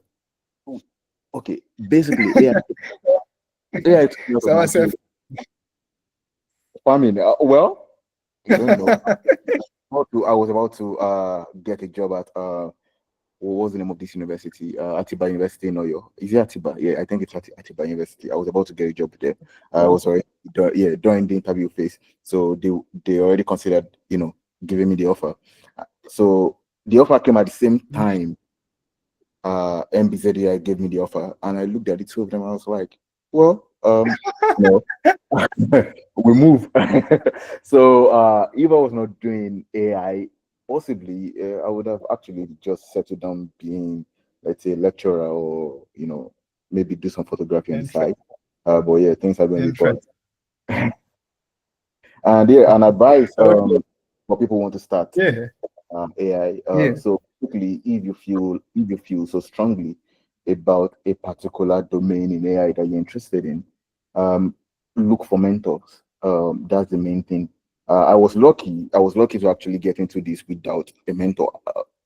Basically, I was very lucky. But right now, the way I'm saying it, you need a mentor to actually get into AI research. I mean, gone are those days. 2021 is actually a long time back when it comes to innovation. So so in computer years, yes. So last year actually is a long time back because we've actually moved. We've moved on Moved a years. lot. Very true. Moved a lot. Very true. So you need mentors who are already like at least up to date with the current movement. So if you want to get into AI research, try to contact someone. And if you don't actually know who to contact, you can contact anyone within the AI space. Maybe the person actually knows someone who will be a better fit. I always encourage people to reach out to me. I like discussing with people. Okay, this is what you like. Okay, I have a friend who is into this. Let's make connected to this friend. So try to find a mentor. And that's it. All right. Thank you so much, Toluwani. Thank you so much. Once again, you can please help us drop your socials in the chat so people could reach out. You know, Toluwani likes speaking to people. So if you want to reach out to Toluwani, please do through that link. So on to you, Chris. We're wrapping up, guys. I promise. This is the last round of questions. Yeah. So Chris, please, I don't know if you still have the questions with you. So how, you know, what would you be doing if you weren't doing AI? And maybe just a piece of advice you could give to, you know, a young researcher out there. I guess maybe two things. One, I might either have continued with my mathematics, maybe become that teacher that I dreaded. I'm just joking. I probably would be. So there's something someone told me, Lady Kathleen Simoniu, when I was talking to her, and she was like, "This whole thing of AI. It's like," she said, because I was asking her what she's interested in, and she's like, she wants to do something that doesn't have the word AI in it. So like going back to when it's just about creating impact and, you know, doing something that has an impact. Nowadays, with all this AI, we're all trying to squeeze AI into something that we're doing. And I think we're seeing AI as the thing to do. What AI is it's something you add to what you're already doing. So take, for example, even the way we think about business, probably that's also why we're having challenges with AI-enabled businesses in Africa. Because when we think about, okay, let's do a business in Africa, nowadays is about where's the AI company. It just has to be all about AI. But what about the people you are trying to provide the service for? So take Samuel's scenario about the drivers in Lagos, right? And you're saying, okay, I want to build something that helps them communicate. I think it's enough to think something that helps them communicate and think from that aspect, what would it be? But nowadays, we're all so tuned in with AI. It has to be AI. It got to be AI. It got to be AI all day, But then when you want to do the AI for the driver, the AI is useless for the African language because it does, like Samuel has said, it does not understand the linguistic complexities of the language. But maybe there's something else that does. Maybe a simple, I'm just going to talk very naively here. Someone will let me know. A simple, like, bringing in some linguistic component, like a tree, and then maybe some IPA phonetic thing, and just bringing them together and engineering them might be enough to create that impact that you want. So if your goal is to help communication in Lagos, you can actually do that. You don't need AI. You can actually start with that. And from a business perspective, the way the business works is build your MVP and take it to the customers and then learn with the customers. So you get the MVP, you think more about, okay, let me get it to that one driver in Lagos and let me travel with him and see how he communicates and let me learn.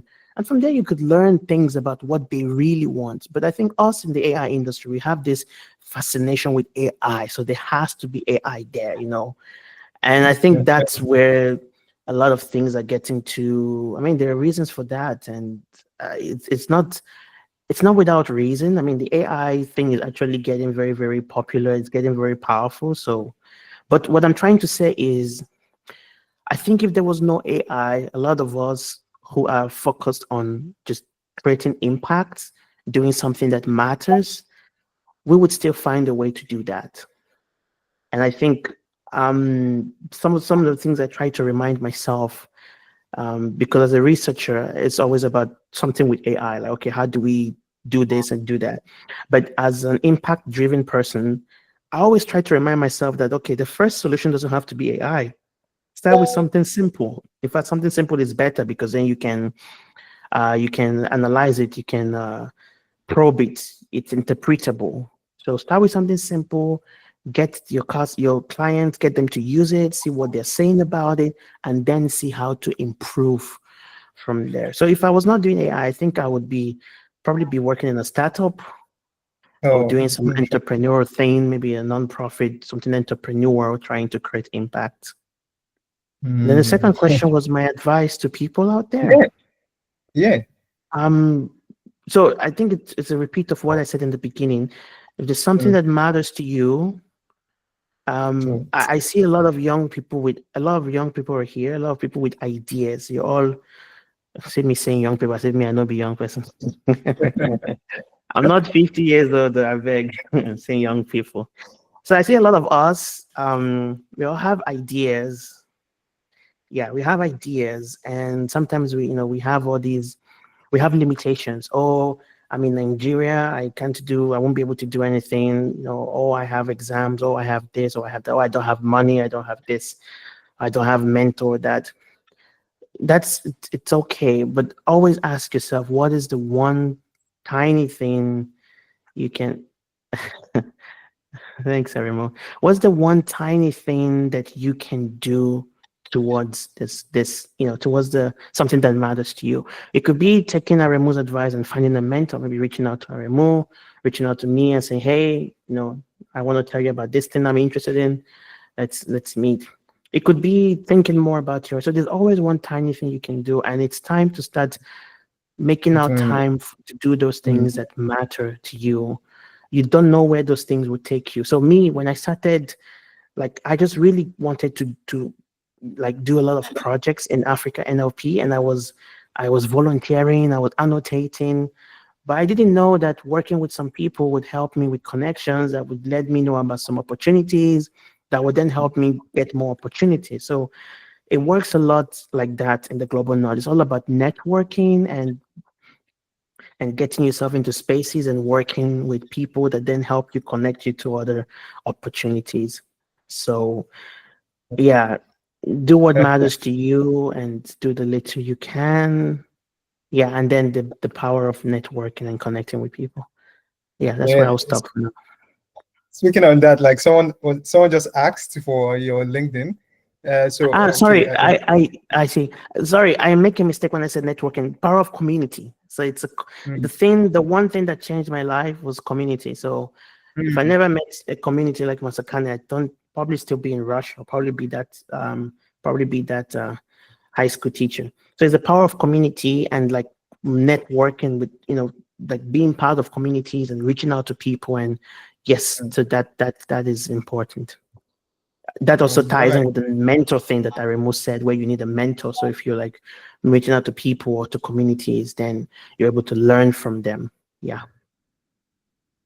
Yeah. So thank you so much, Chris. Really powerful snippets. I would like to wrap up with Samuel. Chris has mentioned community and probably you'll be a teacher. All right. So what about you, Samuel? What's that one piece of advice? And what would you be doing if it wasn't AI? Well, if it wasn't AI, I would definitely be doing the drumming in African communities. Drumming to the gods and appreciating the gods of the land. Yeah. So yeah, I would definitely be drumming. I know about that. And of course, I will be thinking about language. So it might not be in terms of research, but in terms of the mystery behind why we communicate the way we communicate. Yes. So my piece of advice would be that, and before I give the piece of advice, I think somebody asked the question I want to quickly answer, is that how do you learn tones? Yeah, Etohe, that should be Port Harcourt, right? Very similar to Gokana language, if I'm right. Okay. So how do you what do you recommend as the best way to learn tones? Yeah, I've had a lot of people ask me this question. In fact, most invite that I get to give a talk is about how do you teach tone? What is the mystery behind tone? And so the best way to learn tone is to do two things. If you have access to speech surrogacy is when you have a means of talking that is not human. For example, the talking drum I mentioned, Igbo has Oja. Oja, you can use Oja to talk to people. So that is one way. You can listen to that tone and use that to track what you're trying to learn. But the one that is very close to you is humming. When you want to hear like a tone, you hum it, and you listen to native speakers. So when you are learning a Yoruba and they said, and they said, she, and you want to know, okay, is that mid tone or high tone or upstep or downstep? Just hum it to them, and they will tell you no, and then you learn from there. The introduction of downstep and upstep. So a downstep tone is when you have a combination of two high tones occurring together, and there is a floating. I believe you're a linguist, so I've known what a downstep tone is. So then you have a floating low tone that is downstepping the second high tone, so much that the first high tone is higher than the second high tone. So in Yoruba, you have olojo, jo, re mi do, do. Now, da da da da, ba da da da. The do there, it's low, but it's high in pronunciation. That's an issue of the upstepping, the downtone. But if you have like a high tone, we don't have it mostly in Yoruba, where you have like two consecutive high tone, and you have a believed low tone is downstepping the second high tone from being high to being relatively low. I can't think of a good example now, but I give you an example on the upstep, the mid tone, and the downstep tone in theory. So yes, that is how to learn tone. One of the dreams I have is to teach tone with talking drum. So if you are taking my course on tone grammar, I'm not going to be using any words. I'm just going to be giving you like the tone on the talking drum, and you do assignments by transcribing the tone on the talking drum. That is my own, thing to say. So yeah, my advice would be true to yourself. Okay. If you speak any language, you are in AI. If you speak, you are an AI specialist. The computational power of the language you use is what AI is finding as a mystery. So you are a mysterious being. Remain being mysterious. Thank you. All right. Thank you so much, Samuel. Please, a round of applause. Please kindly share your excitement in the chat. It was a really, really, really insightful session. And, the feedback, the advice, very powerful snippets, right? I'm even going to have to go back to listen again to this recording because it's been so amazing, so powerful thus far. So I want to say a big thank you once again to everyone. I know you have questions, but then you can always anytime, feel free to reach out to any of the panelists that have spoken today.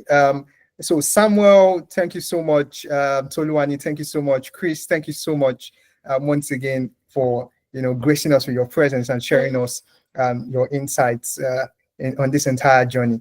So please, I would like you to share your contacts in the chat. By that, your socials, where your most preferred place for people to actually reach out to contact you. So I'm sure people still have questions that they would like to ask, so they could potentially reach out to you through that. Yeah, so thank you once again. Please, you can just share some excitement in the chat. Say a big thank you to our panelists, Chris, Toluwani, and Samuel, especially if you gained something from their journey and their some of what they've passed through so far. Okay, so as we wrap up, thank you so much to everyone who has been around for each and every of those sessions. Yeah, from week 1, week 2, week 3, and then the final session, which is today for the panelists. I know a lot of folks have dropped out, dropped off the call to attend to other things. Hopefully they will catch up. But yes, thank you so much, May. Best session ever. Okay, so just a bit about LyngualLabs. We do AI research, right? Community as well. We do speech data curation, and we have an academy. You can scan the QR code if you want to learn with us. We also, I also want to mention that if you want to join the community as well, if your email is already available on the form, it'll be resent out again, because I know there's some folks who have not been able to access the community on the WhatsApp group. So yeah, that will be sent to you via email. And I want to say a big thank you to everyone on the organizing team, Oreolua, for hosting and bringing together this amazing session. Myself, Victor, Kausa, GT, Botemi, and Demilade. Thank you so much for putting the sessions together. I want to say big thank you to everyone for coming around, for staying with us through the entire 4 weeks, and maximizing the most of this session. And finally, I want to say big thank you to our official sponsor, Lanfrica, for supporting this webinar, for supporting bringing this session together. You find them at lanfrica.com, and you can go there to access resources, NLP data sets, tools, and lots more things within the African language ecosystem. Yeah. So with that, I would like to wrap up and say a big thank you once again to everyone. Wishing you a fun-filled week, and wishing you an amazing rest of the year as well. I'm sure that communications will continue, via respective, WhatsApp group chats, and looking forward to particularly seeing, what would come out of some of the conversations we've had so far in this ongoing sessions. So yeah, thank you once again. If you want to give feedback, you can reach out to hello@linguallabs.org. You can reach out via email or several of our other channels. Yeah. So thank you so much, and have a lovely day. Bye everyone. You could just say bye in the chat, and yeah, we'll wrap it up from there. Thank you.